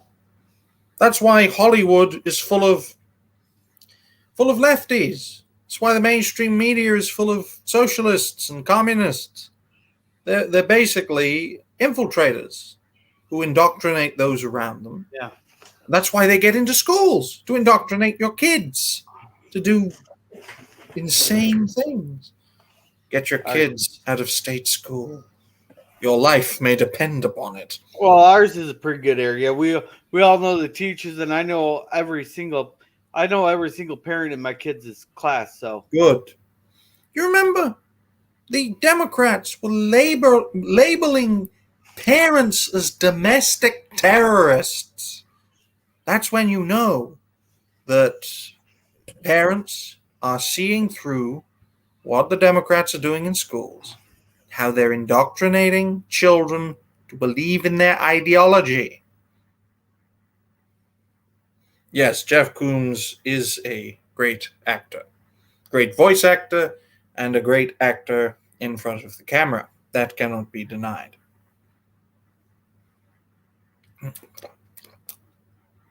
Sorry about that. My voice is going. well, 5 million videos and an hour and a half live stream will do that to you. Well, it's not 5 million. I think I've made, in the second run since late October 2021, I think I've made 750 videos. That's just a rough guess. But about that many. My thoughts, suggestion videos, and Rising Stars videos. Yeah. I don't know. I can't remember exactly when I started. It's been a couple months now. 4 But months. I'm at. Oh, has You it been started 4 months? around 4 or 5 months ago. I checked. Oh, okay. Yeah, and I'm up to 92 videos, but a bunch of those are just random shorts. Like like that one where I was just being a smartass on my steak. And it Another got one you was 1,000 views. Well another done. one. It was like 100. My beer one that got 1,500 views. That was just me saying how hot it was, and that ought to cool me down. I seen a random pillar on this road I take home every once in a while. It's real scenic view that follows the river and lots of trees in there. It's real beautiful in the fall. But there's a random pillar out in the middle of the nowhere where the old railroad track was. So I just took a video of that going, there's just a random pillar out in the middle of the river. Not sure if that used to be the old road or the old railroad. Just random stuff like that. That there. But I think I'm going to do a few more food ones because those ones seem to have traction. Well, there's a saying that I've come up with: consistency is the key, and it requires a dedication to content creation. Yeah. You start as a hobby for recreation, and over time, you will grow until you find financial stabilization. See, look, it rhymes. Yeah.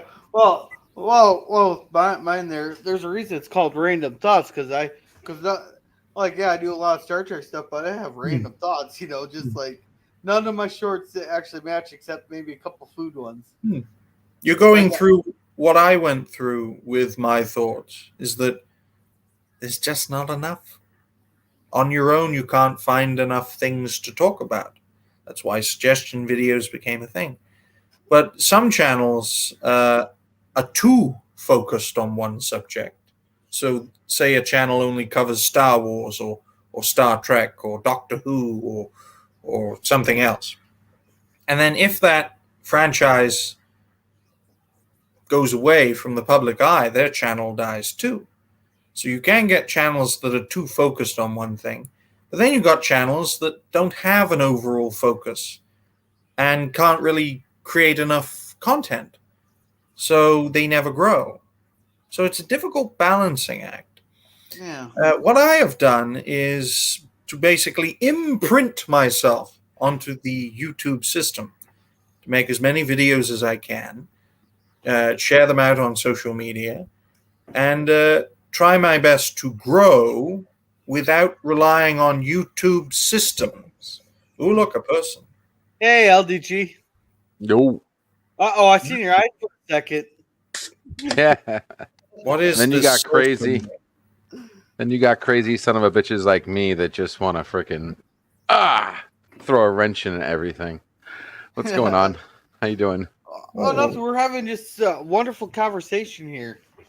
I've been Yes. listening. I'm learning quite a bit here from Ryan and from the chat and that. Yes, it's always good to learn new things. What is that special effect? Oh, it's called Snap Camera. Oh, Lets me do cool things like this. technology makes him look Oh, yeah. like a demon gorilla. And now we got what's that cartoon? I Hey, can't Thomas. remember what. With the Smurfs. Oh, was that the Smurfs? I always thought they were Yeah. darker blue. I couldn't see the full head. That's what she said. Or he. Oh, Or they Yeah. them. Or it. yeah. Now watch. That's what gets my channel struck. But yeah, like I said, I only have one rule. And can you see what Thomas put in there? I'm not sure if it'll show up on the thing Zest. there. Oh, it does show Oh, up. yeah. Process it. The power of Christ compels you. Hmm. Yeah. No, the only rule I really got is because, like, we've talked about a wide range of stuff today. Is if I get struck, I want it to be memorable, so I'm laughing at it, not be like, "Oh Jesus, that's what I got a strike for." Like, I want Steven Crowder memorable when he got his second strike. Because Steven Crowder was talking about how he used to work with a bunch of the mentally impaired people. There, that's the best way I could put it. And Yeah. a lot of them were victims of sexual abuse there by people who took care of them. And then just out of the blue, he said he wished that again.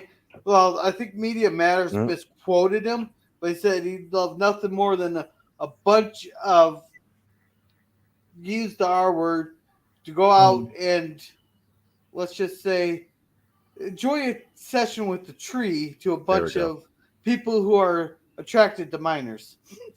Or I think I evaded the band bots. Look, we're at a stage, ladies and gentlemen, where a private company can censor your speech. And this is a company based in the United States of America whose constitution should apply to everything within the United States, meaning that people should be able to speak their mind, at least if they are American. If YouTube was a Chinese-based company, I can understand why they're doing what they're doing. But they are an American-based company that should operate within American laws, the highest law being the Constitution and its subsequent amendments.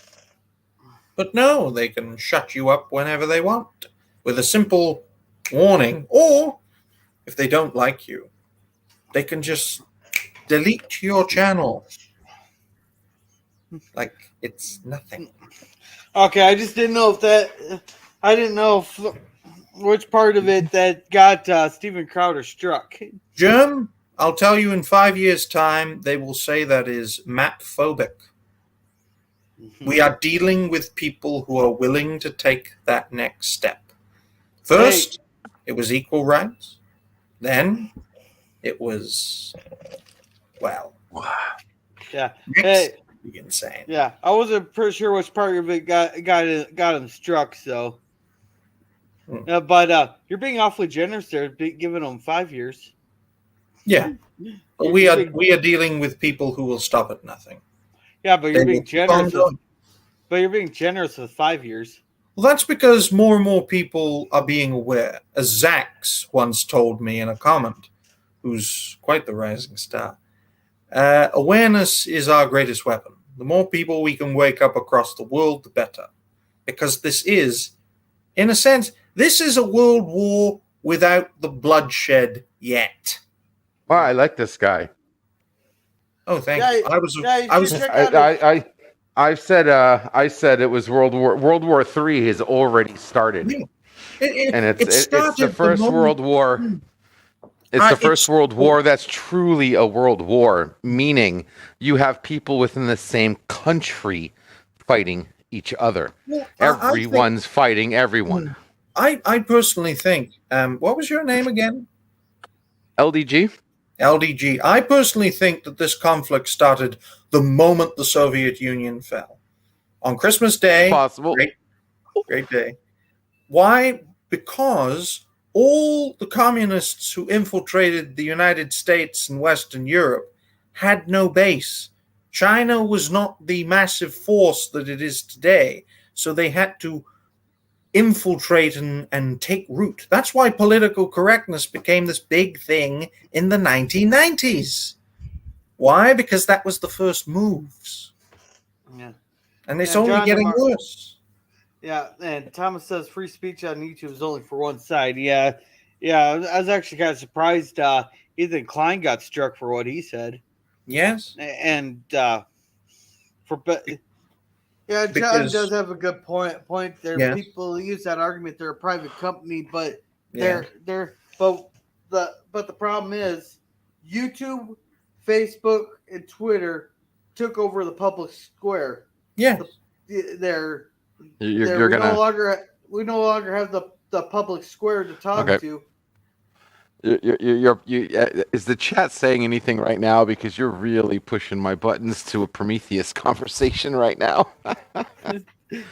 Okay, no, it's not free speech. Okay, YouTube not free speech. Twitter not free speech. Facebook not free speech.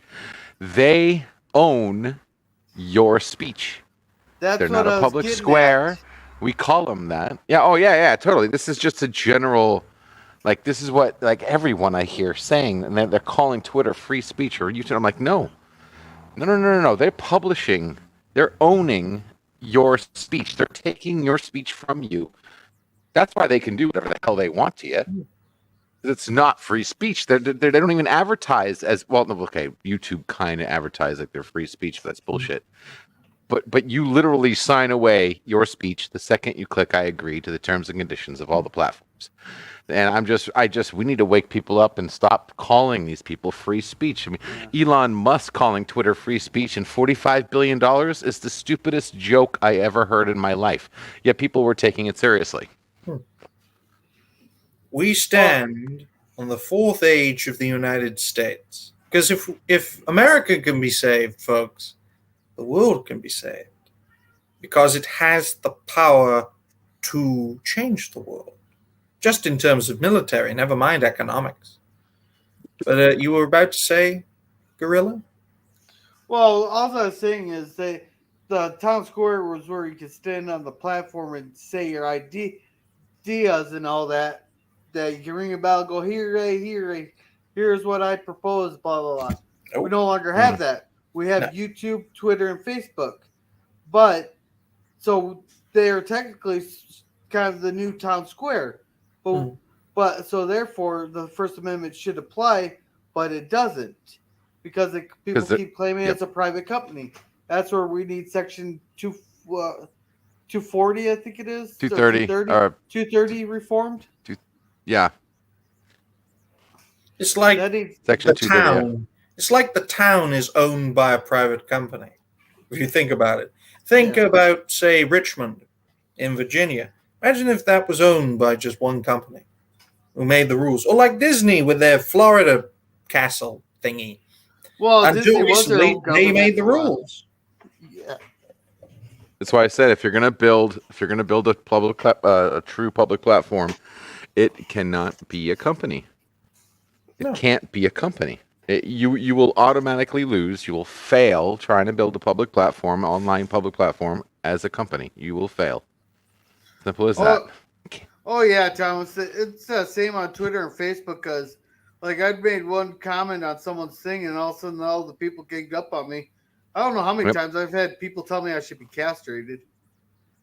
Yeah. There's nothing wrong with the flow of information. It's the delivery of that information that's the problem. Yeah. You're always going to get people who hate what you say, no matter what you say. If there's a person who could say a single statement and then 100% of people would understand that statement, I want that person. I want to hire that person. It'll never happen. You can put the beautifulest picture of a flower and you will piss off thousands, if not millions of people with a flower. If they are people. Just think about it. I mean, Russian not doll. only that, but you're using a language. You're using a language that literally you can say something the exact same way with the exact same words, the exact same inflection, and still mean 10 different fucking things. That's English. The most complex language in the world. Yeah, let alone if you accidentally alter your tone of voice to actually mess up what you're trying to say. Because you can actually do that. Like, you can be dead on what you're trying to say and hiccup the wrong way and change the entire meaning of what you were trying to say. Or I'm sorry, the perceived meaning of what people are trying to get what you're saying, what you're meaning. Awareness is vital in this struggle to save Western civilization. I do believe it is possible because the narrative is collapsing. The last few years have woken up many tens of millions of people. The only difficulty, as I said, with the Arabs and with other peoples is organization. Without proper organization, we are but a rabble who cannot win against a small but dedicated and organized group. But if anyone organizes in this day and age, even in the United States of America, you get crushed. Never mind in the UK, you can't even protest without the damn authorities telling you when to protest, where to protest, and even how to protest. Yeah. Yeah. And hey there, Gap Stargate. Welcome. Ooh, hello, Gap. How you doing? Hey, Gap. Yeah, and then Resolute here has a point. They get the massive kickbacks from the government. They do work together. Why? Yeah. Because if they didn't, they'd be destroying each other. Ooh, here's a skit. Here's a skit from Ricky Gervais. A man can't be a woman. I've now just destroyed your channel, Gorilla. I'm so sorry. You're welcome on mine. It's like but you don't do live streams. Oh, I can, but it's just I never seem to have the time. Yeah. Hey, I haven't gotten a strike yet, so I'll just there is no I in gender. Yeah. Let's see. Tom says, yeah. Oh yeah, there's a bunch of funny skits that people get off it. Man, people would have a heart attack if they listen to like George Carlin nowadays. They're especially he actually went to jail for his one skit, the 7 words you can't say on TV. He actually went to jail for that. Blazing Saddles. What about Blazing Saddles? They just show Gen Z, neoliberal, weird hair color, transgender man, Blazing Saddles, and they'll have a heart attack. Yeah. Well, they will have had a heart attack with Sanford and Son there, especially with the whole Tarzan skit. When what was it? Sanford was in the court there. You'll have to look up Sanford and Son court scene or Sanford and Son Tarzan. It's funny as how I'm actually surprised YouTube let it on there on the platform. Well, for all of their censorship, gentlemen, social media platforms rely on algorithms to detect videos that are harmful and go against community standards, whatever the hell they are. Well, if this one didn't go against community standards, I don't know what would. But they can't regulate anything, so they have to pick their targets. They have to pick people that go against their mantra and who are popular.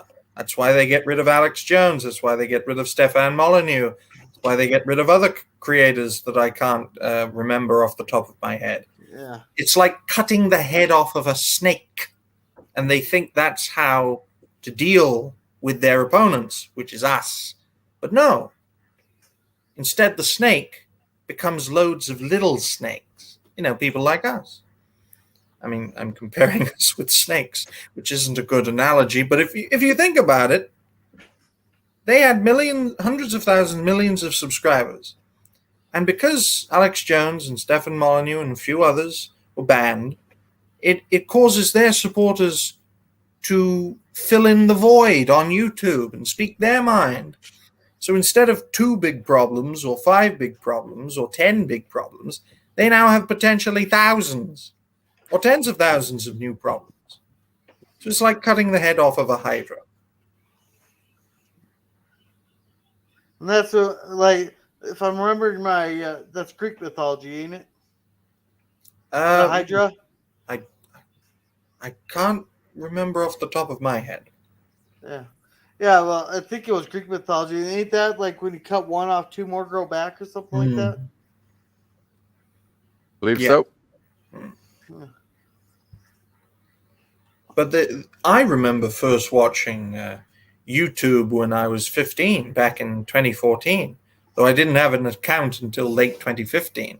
But I remember, although my memory isn't the best, but I do remember watching likes of Alex Jones, Stefan Molyneux, Lauren Southern, Owen Benjamin before he lived in a cave or wherever he lives now, Gavin McGuinness. Who else can I remember off the top of my head? People who were labeled as ists and phobes and Yahtzees, as Gary would call them, nerdrotic. I don't know. Oh, hello. 3 of me. Now you're in trouble. But I remember watching all of these people and listening to them and sympathizing with them and in some cases supporting them. Are they perfect? No. But they were a lot damn better than the bloody establishment. And in some ways, they helped Orange Man get into office because they galvanized alternative media to support this man in his efforts, and it helped him get into the presidency. Yeah. And now where are they? Most of them are banned or are retired or, like Owen Benjamin, have gone insane. Although, because that's what the establishment does. They drive you out. And they either drive you insane or no platform you or force you into retirement. Yeah. Let's see. We got Hail Hydra. And John says, yes, it was from Greek mythology. Mm. And Resolute thinks it's from Marvel mythology. Oh, dear.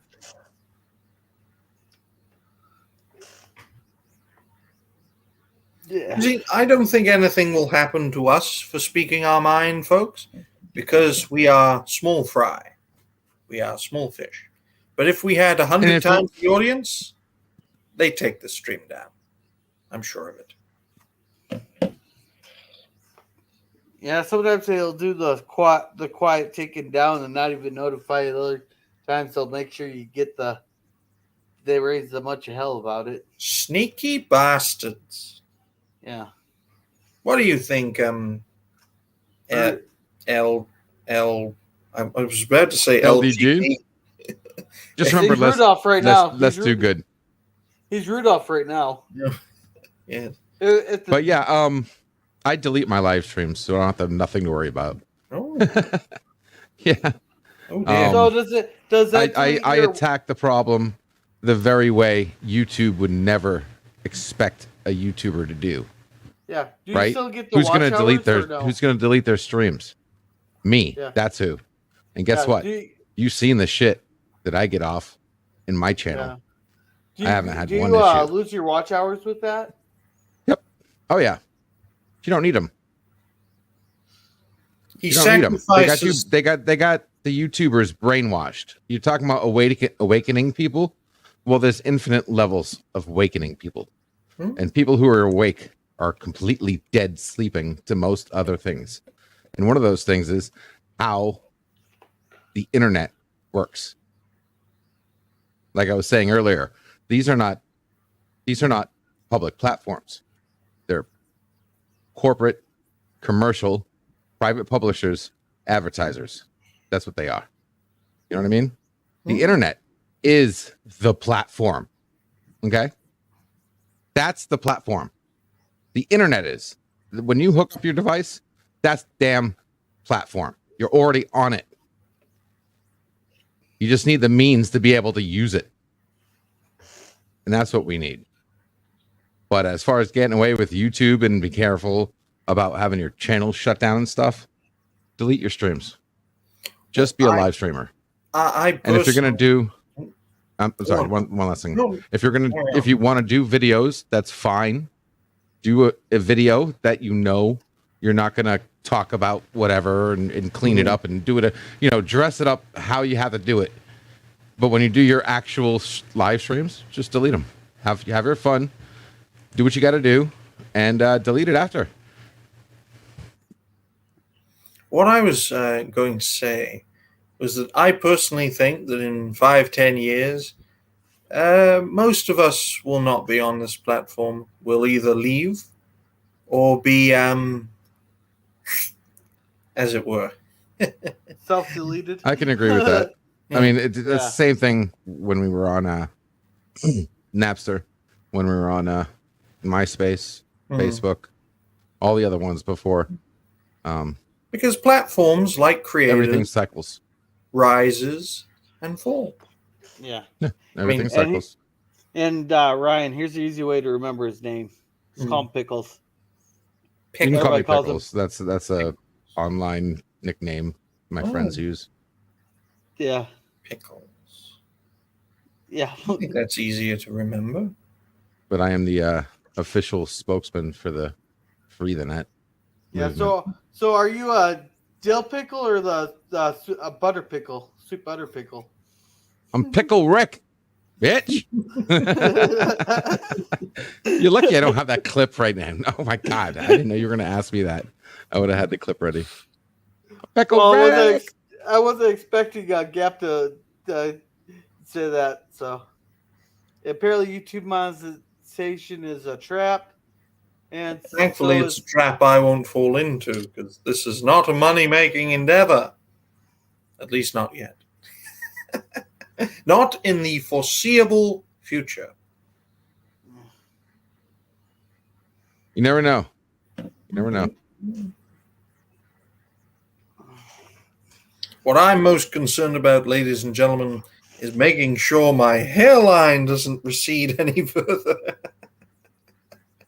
Used to be here in 2019, then here in 2020. You don't wear caps, do you? Because I think that's what. Because I think a lot of people I know who wear caps are the ones that have the hairline there as their hair. Well, no, I don't actually wear baseball caps. I think they're called. No, I don't wear them. Or beanies. I have occasionally worn a beanie, but not recently. Yeah, because like a lot of people that I know who wear hats all the time, that's the people who are getting the bald spots and everything. Oh. Because I think the hats kind of like suffocate your hair follicles a little bit. Right. That's interesting to know. Resolute Germ makes a point about backup channels, on other sites. Sure, they have their issues, they have their faults. I mean, nobody's perfect, but it's good to branch out. Yeah, but I think Rumble's going to overtake YouTube here in a few years. Yep. Well, I'm in two minds when it comes to Rumble. I think it needs some time to grow, but I think, sure, it'll get bigger. Well, they don't ban you for the stuff that YouTube bans you for. They're they're doing. I'm sorry. Go ahead. But the problem with Rumble is like I hate the layout, and I hate like if I have to stop a video halfway through, it doesn't remember where you're at, or if I Yeah. have drive mode on, it doesn't have the picture like YouTube does. Mhm. So, and if you have it on the like your drive mode where you can exit out of it, and still listen to what they're saying, after like a couple minutes, it'll just stop playing. So you have to go back in there, try to figure out where you're at and stuff. That's my problem with Rumble. They'll fix stuff like that. Don't worry about that. That's like, and I'm a programmer, so I can tell you from experience, that kind of stuff comes later. That comes after the fine tuning, oh, let's do this. Yeah, let's remember if you come back to a video, if you're at 2 minutes. Some people don't like that though, right? So it's not only creating the function, but then give the user an easy way to choose whether or not they want it. YouTube had a long time to fix these issues in its early years when it was, quite frankly, irrelevant. Yep. Yeah, and I bet you YouTube probably has a patent on the picture thing, or just I don't know how you can. And patents and coding is not the same. Or they have that where you just minimizes it down to a small square so you can do other things while you're Yeah, everybody does. Well, not everybody. Sorry, some people are doing that. Yeah, don't. Yeah, they can't. Like, you can't patent a thumbs up or anything like that. No, I wasn't talking about the thumbs up. I was talking about being able to do other things while you're watching a video. Yeah. Oh, Salty Checkers apparently is live. Oh. I've heard good things about him. Maybe he'll be a rising star. Yeah. He's an interesting guy. Well, I got a packed schedule. I got 50 videos to make over the next 2 weeks. 50? So should we? Yes, 50. Wow. Yes, should we do the wrap up then? Well, it's up to you. You still got viewers. I mean, no offense, but I got time. Okay. I don't know what else you guys want to talk about here. I think we covered a lot of history here. Well, is there anything that interests you, Pickle? Just freeing the net. Yeah. Creating a, true public platform. Having an operating system and devices that don't steal our data and sell it, and we get nothing. I think you mentioned before that a platform that believes in freedom of speech should not be one that's private. A business, not privately owned, but a business. Yep. That's what I'm doing. As someone who doesn't know much about this, how would you ensure that a freedom of speech platform exists outside of a business model? You decentralize it. You centralize it to the user instead of the corporation or centralized, traceable, otherwise confiscatable source like a server or anything like that. And you make the public, like I said, the platform starts at you. Once your device is online, you're on the platform. Mm-hmm. So where else to put the code than on that device? Well, it's like with a state control, and because the less state control exists in society, the more freedom of the individual.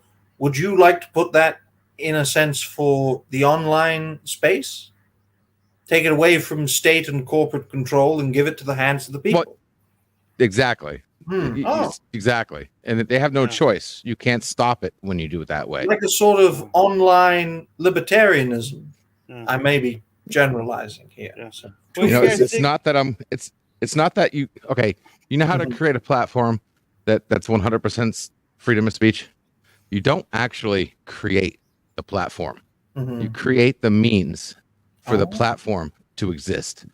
Right. I don't know if that makes sense, but that's basically what I'm trying to do. Instead I'm not creating of creating the platform. The car, you create the tools for the car. Yeah.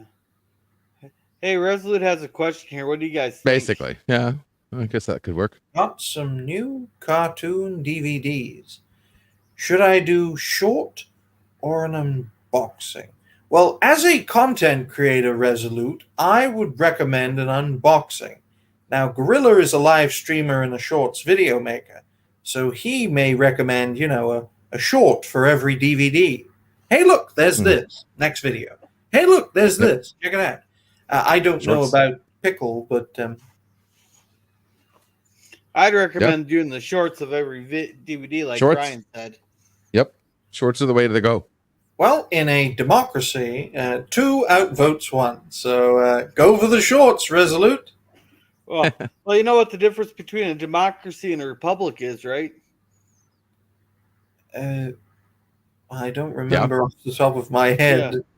2 wolves and a sheep are arguing what's for dinner. Is a democracy. A republic is 2 wolves and an armed sheep, contesting the vote. Mm. Or something like that. Yeah. I probably wrecked it.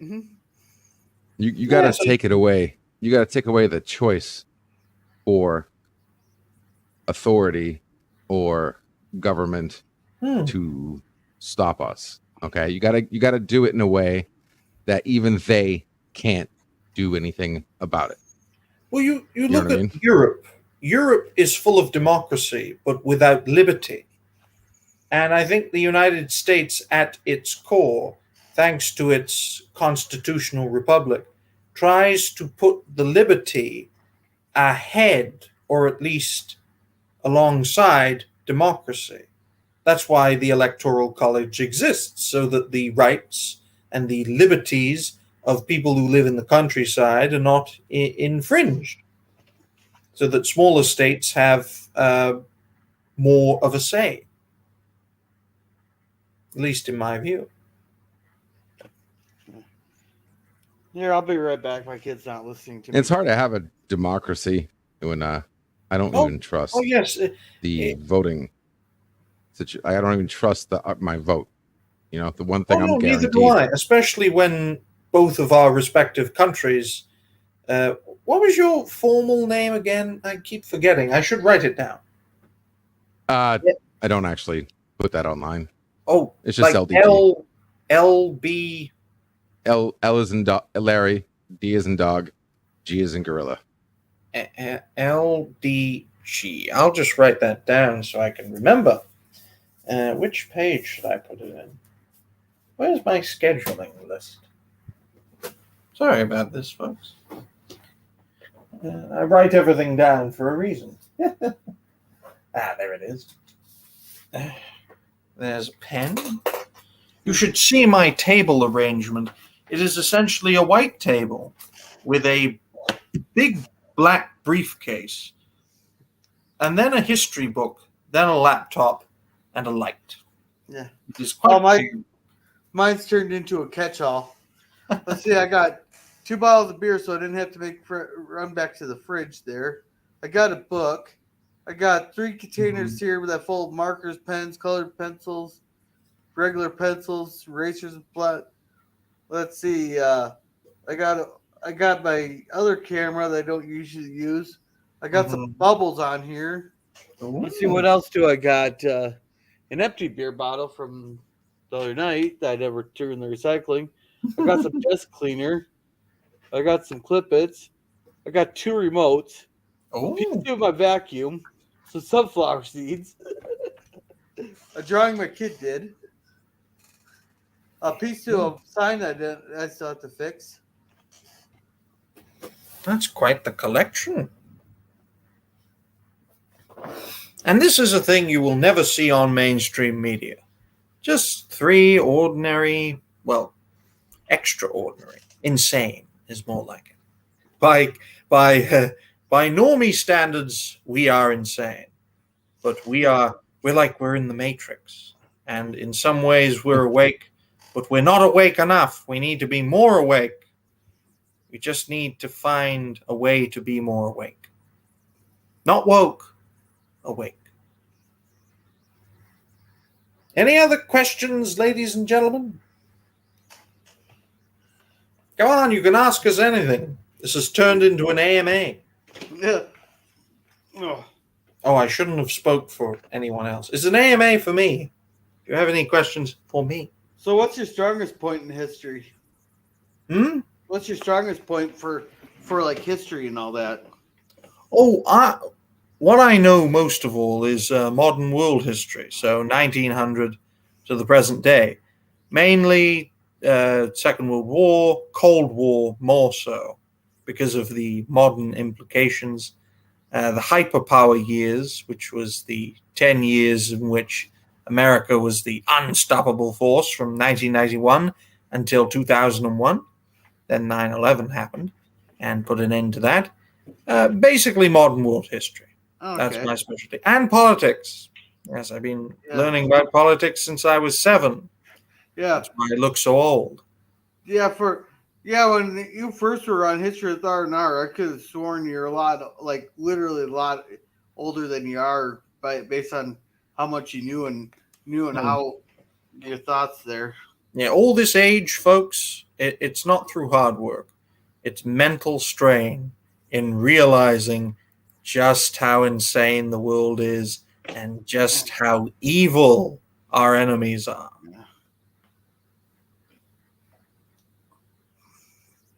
These next few years are going to be interesting, Oh, yes. especially with the Ukraine thing there. There's a bunch of stuff's not adding up to it. Like, Mhm.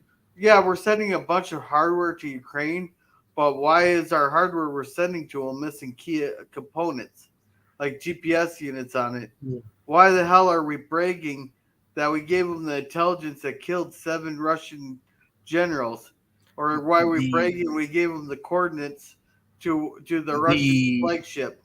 the war is not meant to end.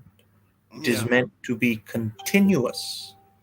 War is never supposed to stop because it's a good distraction from problems at home. Iraq, Afghanistan, Libya, Syria, Ukraine, and then somewhere else, and then somewhere else. Unfortunately. yeah, because we're gonna fall because we're the world keeps falling into what is it called? Fastidious trap, I think it's called, where when another power comes to overtake the current Mm, dominant power, war mm. is inevitable. Yeah. I think that's called Fastidious trap. Well, the one thing about China is that when they extend their tentacles, they usually do it to much poorer nations, and they use infiltration.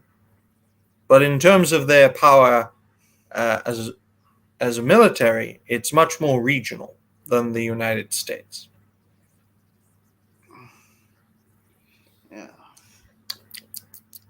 Yeah, yeah, But the problem with the United States is that we think we gotta stick our nose everywhere Hmm. when we should, and we don't focus it on ours there.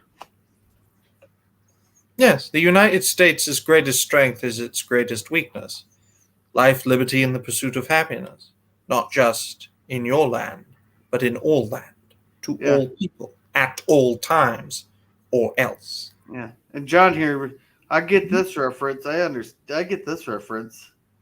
Oceania was always at war with Eurasia. Hmm. Oceania has always been.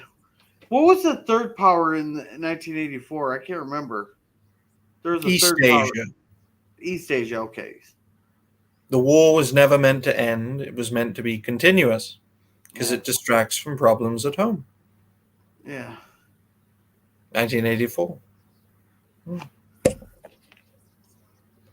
Yeah. Luke Rudowski has a good shirt. I think this Luke Rudowski had the shirt that said 1984 was not meant to be what was it, a handbook or a guide, Hmm. Make or 1984 fiction again. yeah, That was on my t-shirt.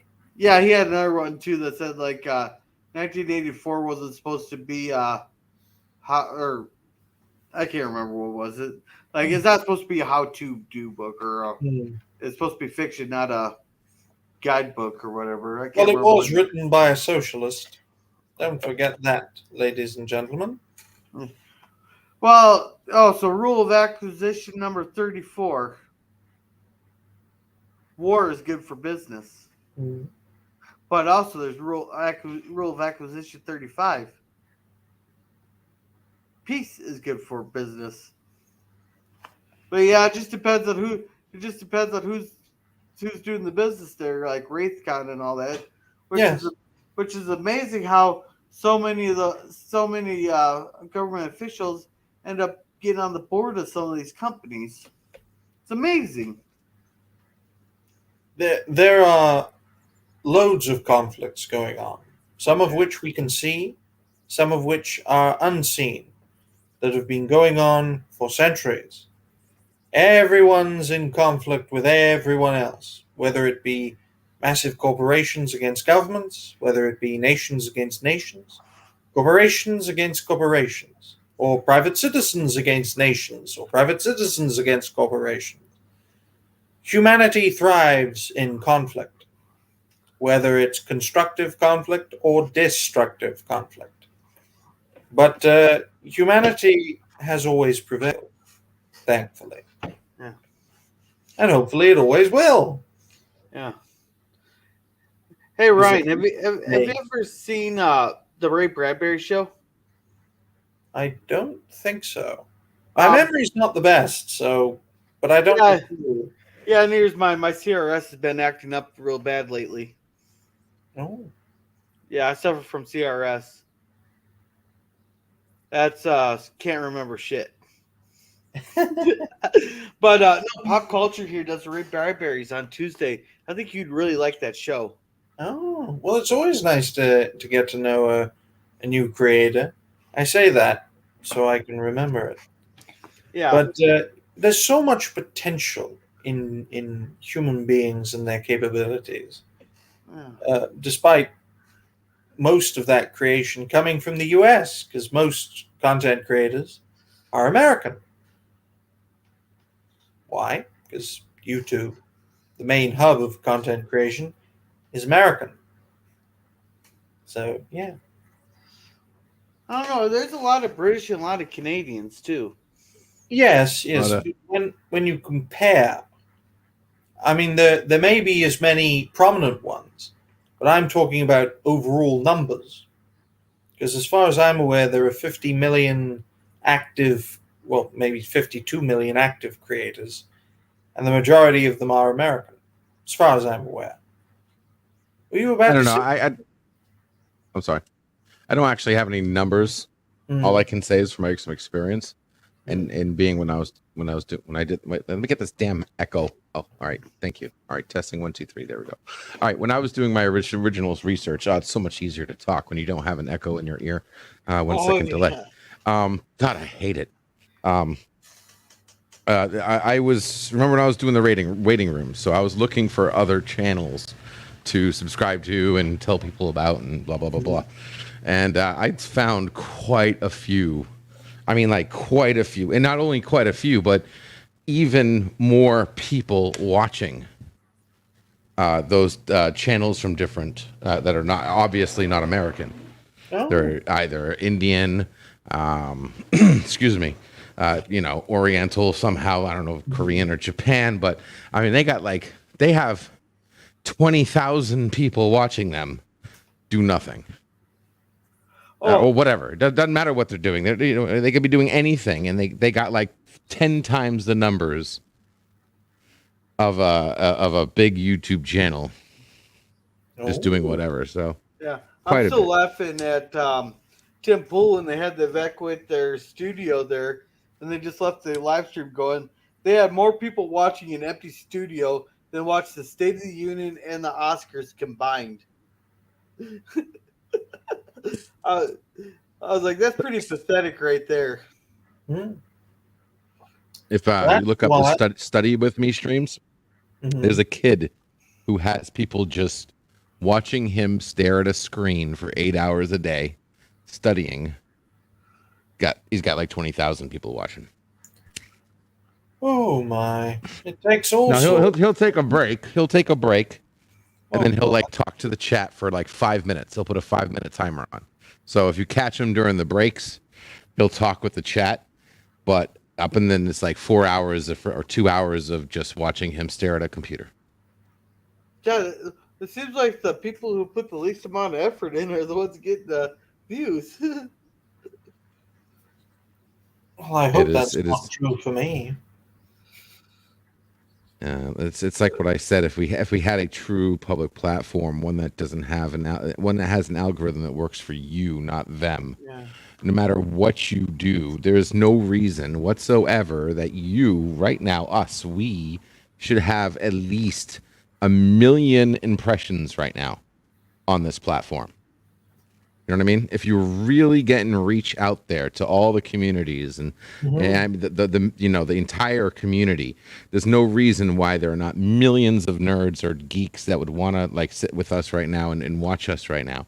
And talk. And the problem, yeah, I'm there's no more than reason. willing We to all talk. should be big, but we're just getting shadow banned. We're getting censored. We're getting That's stopped at why I every try fucking my corner. best. That's why I try my best to promote other creators. The best of The mine. only way to do it. It's all about who you know Hmm? and who those people know and what that person does. That's Yeah. why I did the waiting room. Yeah. And that's why I like promoting everybody's channel here at the end of my stream there. Like, I'll go through Huh. the chat and everybody who talked in the chat, I'll promote I'll promote their stuff there. I really should start getting a thing going to where I could drop the links to their channels. Don't give up. Yeah. Don't surrender. Keep Never on give going. up. Never give up. Never surrender. Yes. And it is a lot of work to try to break the algorithm. I mean, I only broke the algorithm like 2 or 3 times. Hmm? When I had my 6,000 view live stream, that was one of the best nights I had on YouTube. Yeah. How'd you? And I was what'd you doing do to break it? WandaVision. I was Oh. doing WandaVision at the time.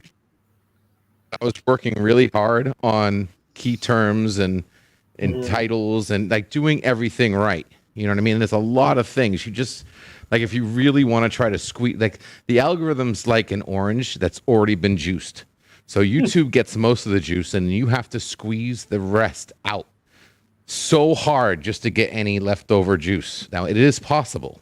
And I proved it was possible Yeah. because there were other people doing WandaVision that during that time period, and I was like one of the #1 channels that had the most people watching.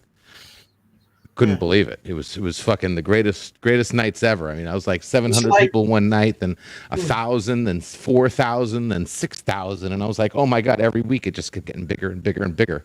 It's But- like but you- cracking one code in the Matrix. Yeah. Exactly, but that code's ever changing and altering, and you got to stay with it. It's 4-dimensional. That's why So- I rely on suggestions from the audience, rising stars. I don't try to break the algorithm. I try to bypass it. And it's got me from Bypassing works. 52 to 590. Yeah. Nice. Let's see. That helps. Yeah, and the one of my shorts that had 1,500, it's just like the stupidest damn thing too. It's like, and my other one that has 1,000 views, that was just me being a smart ass because I couldn't get any hot dogs on free hot dog night, so I went and got a steak. Yeah, filmed the steak, and just told them screw their hot dogs. I didn't want them anyhow. That's all I did. Well, if any of you have pets, just film your pets. Jethro, do you want to be on camera? Yeah, Rex is not going to want to. He's already laying down. Kid versus dog. Who wins? Find out after this ad. For toothpaste. Who Do won you the want fight? clean teeth? Who won the fight? The fat cat that's declawed, or the skinny cat that has claws? Yeah. Because the one has the weight advantage on him, but the other one has the claw advantage. But anything, literally anything can be content. Literally anything can Everything. be a show. Well, even nothing can be content. That's the Yeah. cool thing about it. Yeah, because I think what was it? Eli who did that? He did a whole 45-minute live stream with just nothing on the screen. There's a sat couple people who did a nothing stream. You're talking about those? Yeah. Those are Yeah, funny. I sat there and watched that for like 4 minutes. I was like, okay, that's enough Yeah. of that. Yeah, pretty much. That's 4 minutes of watch time, and that's one view. Yeah, but No, like for example, content I took was just a pillar out in the middle of the river for 9 seconds. That's all that was.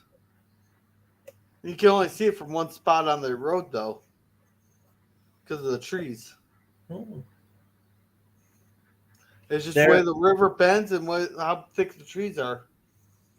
if you're ever struggling for video ideas, ladies and gentlemen, look around you and you can see ideas for videos. Yeah. Oh, look, there's a fan. I'll make a short of the fan in different modes. Oh, look, there's a DVD collection. I will make a video showing that off. Yeah. Ooh, VHS tapes. Yeah. People know what they are anymore? Let's show it and find out. Here's some content.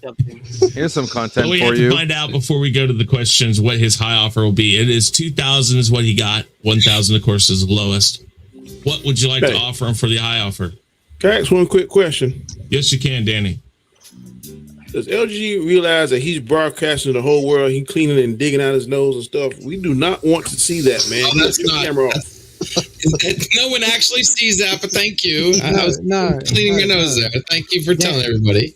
Yeah, Danny. We all nobody saw sees that. us. Nobody actually saw that, just you backstage. But thank you. Now everybody knows. Thank you. Appreciate that, Danny. I'll have to return that one day. Thank you. Shit, none of us saw that shit. Oh, God. Okay. Yeah, they can't see. They can't see what's going Well, on. I'm in the sorry. I StreamYard. saw it. So I'm sorry. I know. I'm sorry. Who was out there? So with you? always. So there was 6 players. You only saw the 2 people that were on there. So 4 of us were behind in the backstage. But you know how we're down at the bottom or whatever. Yeah.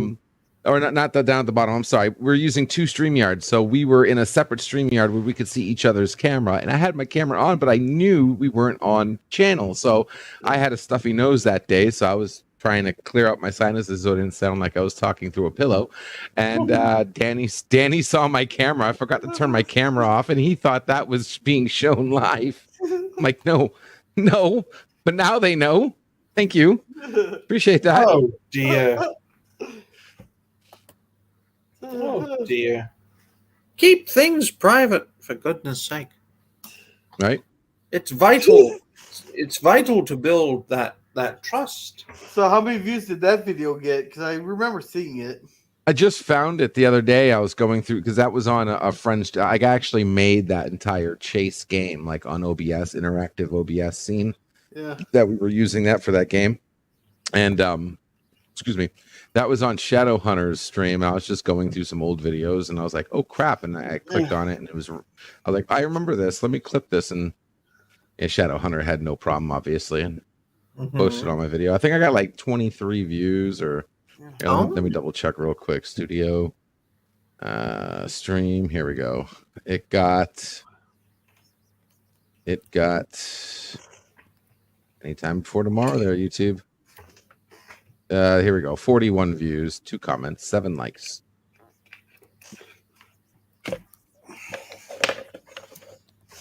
That's not bad, especially by my standards. Yeah.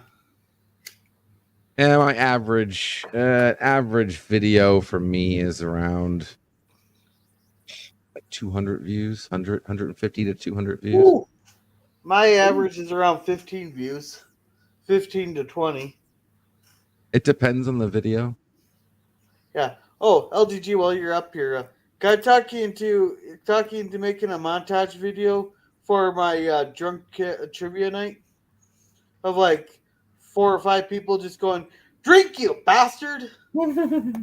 Like maybe talk Bird and Violin them into it, and maybe a couple others. Will do. All right, thank you. Yeah, hit me up backstage. I think I got there. it. Is it nerdrotica.com/backstage? Is it okay? Oh yeah, that's a lot easier to remember. That's the safe one. That's the easy one to remember. nerdrotica.com/backstage. Yeah, I've written it down here, so I could probably get rid of this page because everything I've written on it's out of date now. Except for the only reason I kept it around was for that StreamYard link. I like my new HAL generator. I like the Effect. eyeball better. Mm. Oh, you Oh, like yeah. the eyeball better? Yeah. It just had the right amount of creep to it. This? Yeah. Do you like this better? Yeah. He just likes the picture better. I like, what the heck, man? Come on. It has to. I go through all the work to put through this by scratch. Okay, I made this from scratch. Okay, this is not Yes. from down. Like, this is 20 layers interacting Yeah, with each other I with my can- voice. I can understand that, LDG, but it looks too mainstream. I don't know. I just like the eyeball because it just has the right amount of creep to it. Like, not too much, not too little, just the right amount. Does that make sense? Just like it because I can make it wiggle. Yeah. And that is the passion, the sense of what's the word I'm looking for? A lack of professionalism that is refreshing and comedic and warming and welcoming. It just seems more. I think low effort stuff, more off the cuff stuff. It builds a connection with the audience because if we can do it, they can do it too. I mean, building that other one with the red eye, that must have taken a lot of work, and it looks very sophisticated, very professional. But it creates a sort of, in my view, it creates a sort of disconnect between the viewer and the audience. I certainly could not make what you have made, LDG, and I don't know how many viewers would know how to make it either. But I think it is good. But I do prefer Thank the low effort one because everyone can do it in a certain way, and it can be funny. Imagine if all three of us had that and we were wiggling our eyes and people would laugh and thought, oh look what they're doing. It's some funny, people, it's silly. or some people would find it too creepy. All the eyeballs looking at you. But it is pretty cool. I like the eyeball. But I think the red eye is good for a well-established channel, whereas the boggle, is that the right word? Boggling. Okay, that's actually good. Thank you for saying that because that's what this is going to be used for. That's the professional. But Yeah. if you're going to be professional, you're going to have to take on quote professionals. CNN fucking professional. Yeah, and I'm the Dalai Lama. Let's see. The Clinton News Network. What did I call the main or MSN? I called it like the mainstream monstrosity. I had nicknames for all these news channels too. But those are the two I remember. Hey, Hillary, I have information. Come and get me, bitch. Well, it's nice knowing you, Ryan. I have information that proves that Hillary Rodham Clinton did not face sniper fire when she was in Bosnia. Basically a news clip. Yeah, there was yeah. Oh God, I think who was it that sat there and was debunking everything Hillary was saying there. I'm still laughing at during the election season in 2016. Someone took a side-by picture. They took one picture of Melania Trump in a bikini there. Then they had a picture of Bill Clinton in like a Speedo with his fat gut and everything sticking out and everything. Goes, who would you rather have as a first lady? Oh, that night, 2016, November. Thank you, John. It was nice knowing you. Yeah. Yeah, I got all of Epstein's files. I've got all of McAfee's files. You're done, Rodham. No one uses files anymore. This isn't 1955. But yeah, that night, November 2016, the greatest night ever, when the establishment, they didn't just lose, they got kicked in the bollocks. I'm still laughing. They're all calling him for Hillary, and they're just like, And someone did a montage of this. They did like a 5-minute montage of all these people going, Trump will never be president. He'll never be president. And all of a sudden, oh, fuck. They went insane because they actually lost. For the first time, I think ever, the mainstream. Well, the last 50 years. Last 50 years. Since McCarthy. Since McCarthy, they lost. And they went insane. You could see it. You could see the process of from triumph to tragedy, from them being arrogant to them going insane. You could see it. And it's beautiful when the devil took off its mask and showed you its face. That's amazing. Some of these stories that people come up with for their political opponents, and you go to fact check them.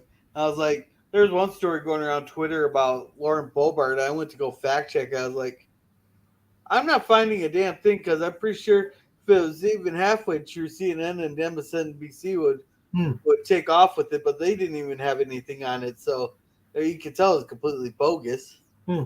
When not even the rival news networks took it on. The sooner they crash and burn, the better. Oh, they're crashing and burning, all right. I'm just hoping that a lot of these older ones could either they just get out of there. Because right now our Congress is looking like a Werther's Original reunion. Well, in all honesty, Gorilla, you get rid of John McCain and you replace him with Dan Crenshaw. Term limits won't solve a damn thing. Well, John McCain died, so... Yeah, and we got Eye Patch McCain. Dan Crenshaw. Well, Dan Crenshaw's not the biggest worry. You got your McConnell and your Schumers and your Dianne Feinstead there. It's just that term limits, in a sense, won't solve the problem. It will just create new ones. Okay, the politicians leave after 8 years, and then new ones, their successors, replace them. Well, that fixed the bribing. Then that costs these companies a lot more money to bribe them because they have to bribe a new person every 8 years or 12 years. Hey, Eye Patch McCain, can you arrange it so you can print 30 trillion more new dollars? Okay. If there's an inflation crisis, who's going to pay for it? The poor. The people. Because prices will go up. Value of the dollar will go down. It's always what happens. Yeah. Oh, nearly 3 hours. It's nearly 4 o'clock in the UK. AM. Yeah. Incredible. Wonderful conversation. I think down in the last hour because, we're just chatting. Yeah, I think 20 more minutes will be my longest live stream ever. Ooh. Because we went on for 3 hours, but in all fairness, an hour and a half of that was a watch party. Then we got talking afterwards. Well, hopefully this channel continues to grow. It's harder for live streamers to grow than content creators, and it's harder for content creators to grow compared to shorts video makers. Yeah. However, in order for shorts video makers to grow consistently, they need viral videos, which is not always easy. Well, I'm trying to branch out between shorts and live streams, but I found out what one thing said. It goes, yeah, it's easier to get subscribers if you have like regular pre-recorded content or shorts, but your loyal fan base is from the live streams. Yes.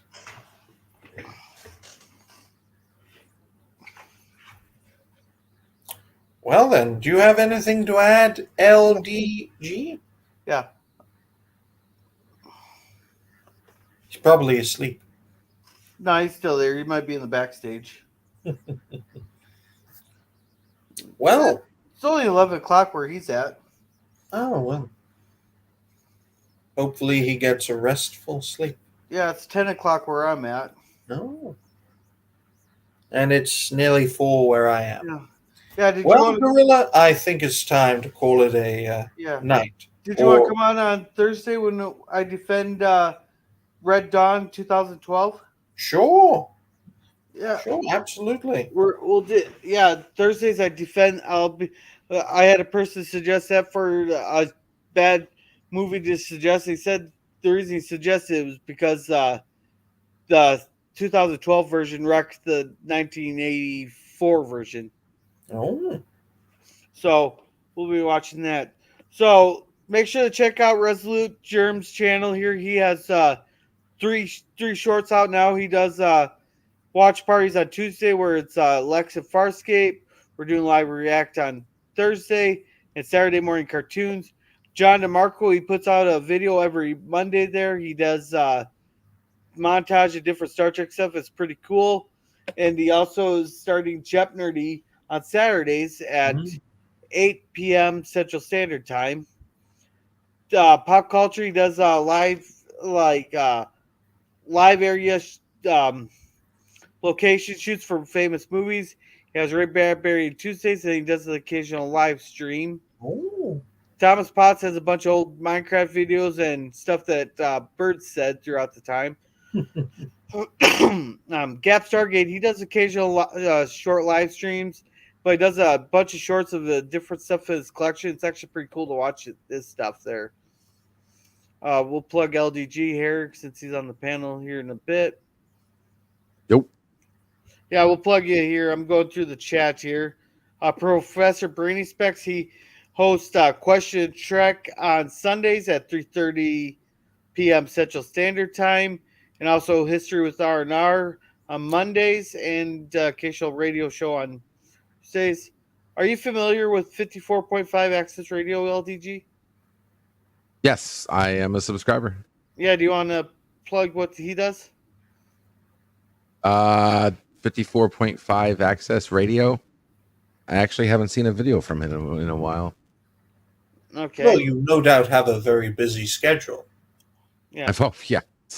Yeah. Long Brain TV, what kind of content does he produce?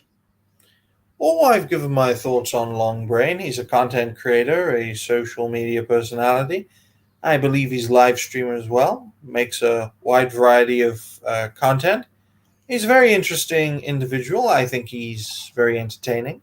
He was suggested to me by Ian Ellis, LLC, a comedian who was in the chat earlier on. That's why he was playing comedy games with you, Gorilla. You gotta get your antenna tuned to that. Some people are like that. Okay. And hi there, Claude Selling. We're just wrapping up. Well, it was good to meet you. Hope you're doing well. Start making videos. Keep on going. Keep on growing. Use a laptop. Use a phone. Yeah. Use an I. Use an O. Yeah. What Just kind of make content? videos. Yeah. What kind of content does Ian make? Oh, mostly live streams from a comedy perspective. Yeah. He likes comedy in which, he analyzes creators, has them on. They talk about things. Both sides make fun of each other. It's all fun and games, really. Okay. And I think that was everybody that was in the chat. I got some new comments here. Yeah, not a problem, Resolute, and not a problem, Pop Culture. LDG, you want to plug your channel or whatever you wanted to plug? It's LDG on YouTube, guys. I've been kind of laying low, doing some new things this year. So I do a live stream every now and then, but you can mainly find me on Twitter at LDG, #FreeTheNet, and in the backstage, nerdrotica.com/backstage. They're 24/7. You have any computer issues or questions, or you just want to hang out with random YouTubers, you'll find me there. Yeah. There. And that's not a problem, John. Ryan, did you want to plug your channel? Sure. Well, ladies and gentlemen, thank you very much for watching. I hope you enjoyed this live stream. First of all, please like, share, and subscribe to the Gorilla's Random Thoughts. Let's make him a rising star. As for me, you can find me at Ryan Roger Athay on YouTube and Twitter at Ryan Roger Athay 1999 for Twitter, and for YouTube, Ryan Roger Athay. Yeah. Thank you very much for watching, and have a great day. Yeah, and so far this week's schedule will be Wednesday Beyond Belief at 7 o'clock for a watch party. Thursday, me and Ryan will be defending Red Dawn 2012. Friday, I'm not sure what we'll do on Friday yet. Mm-hmm. Saturday will be Babylon 5 watch party, and possibly the or I might replace Babylon 5 with drunk trivia, because I don't know if I'll be able to stay. If I get too drunk, then I probably won't be able to handle Babylon 5 the same day. There, but then also Sunday will be Sima Sunday, which will take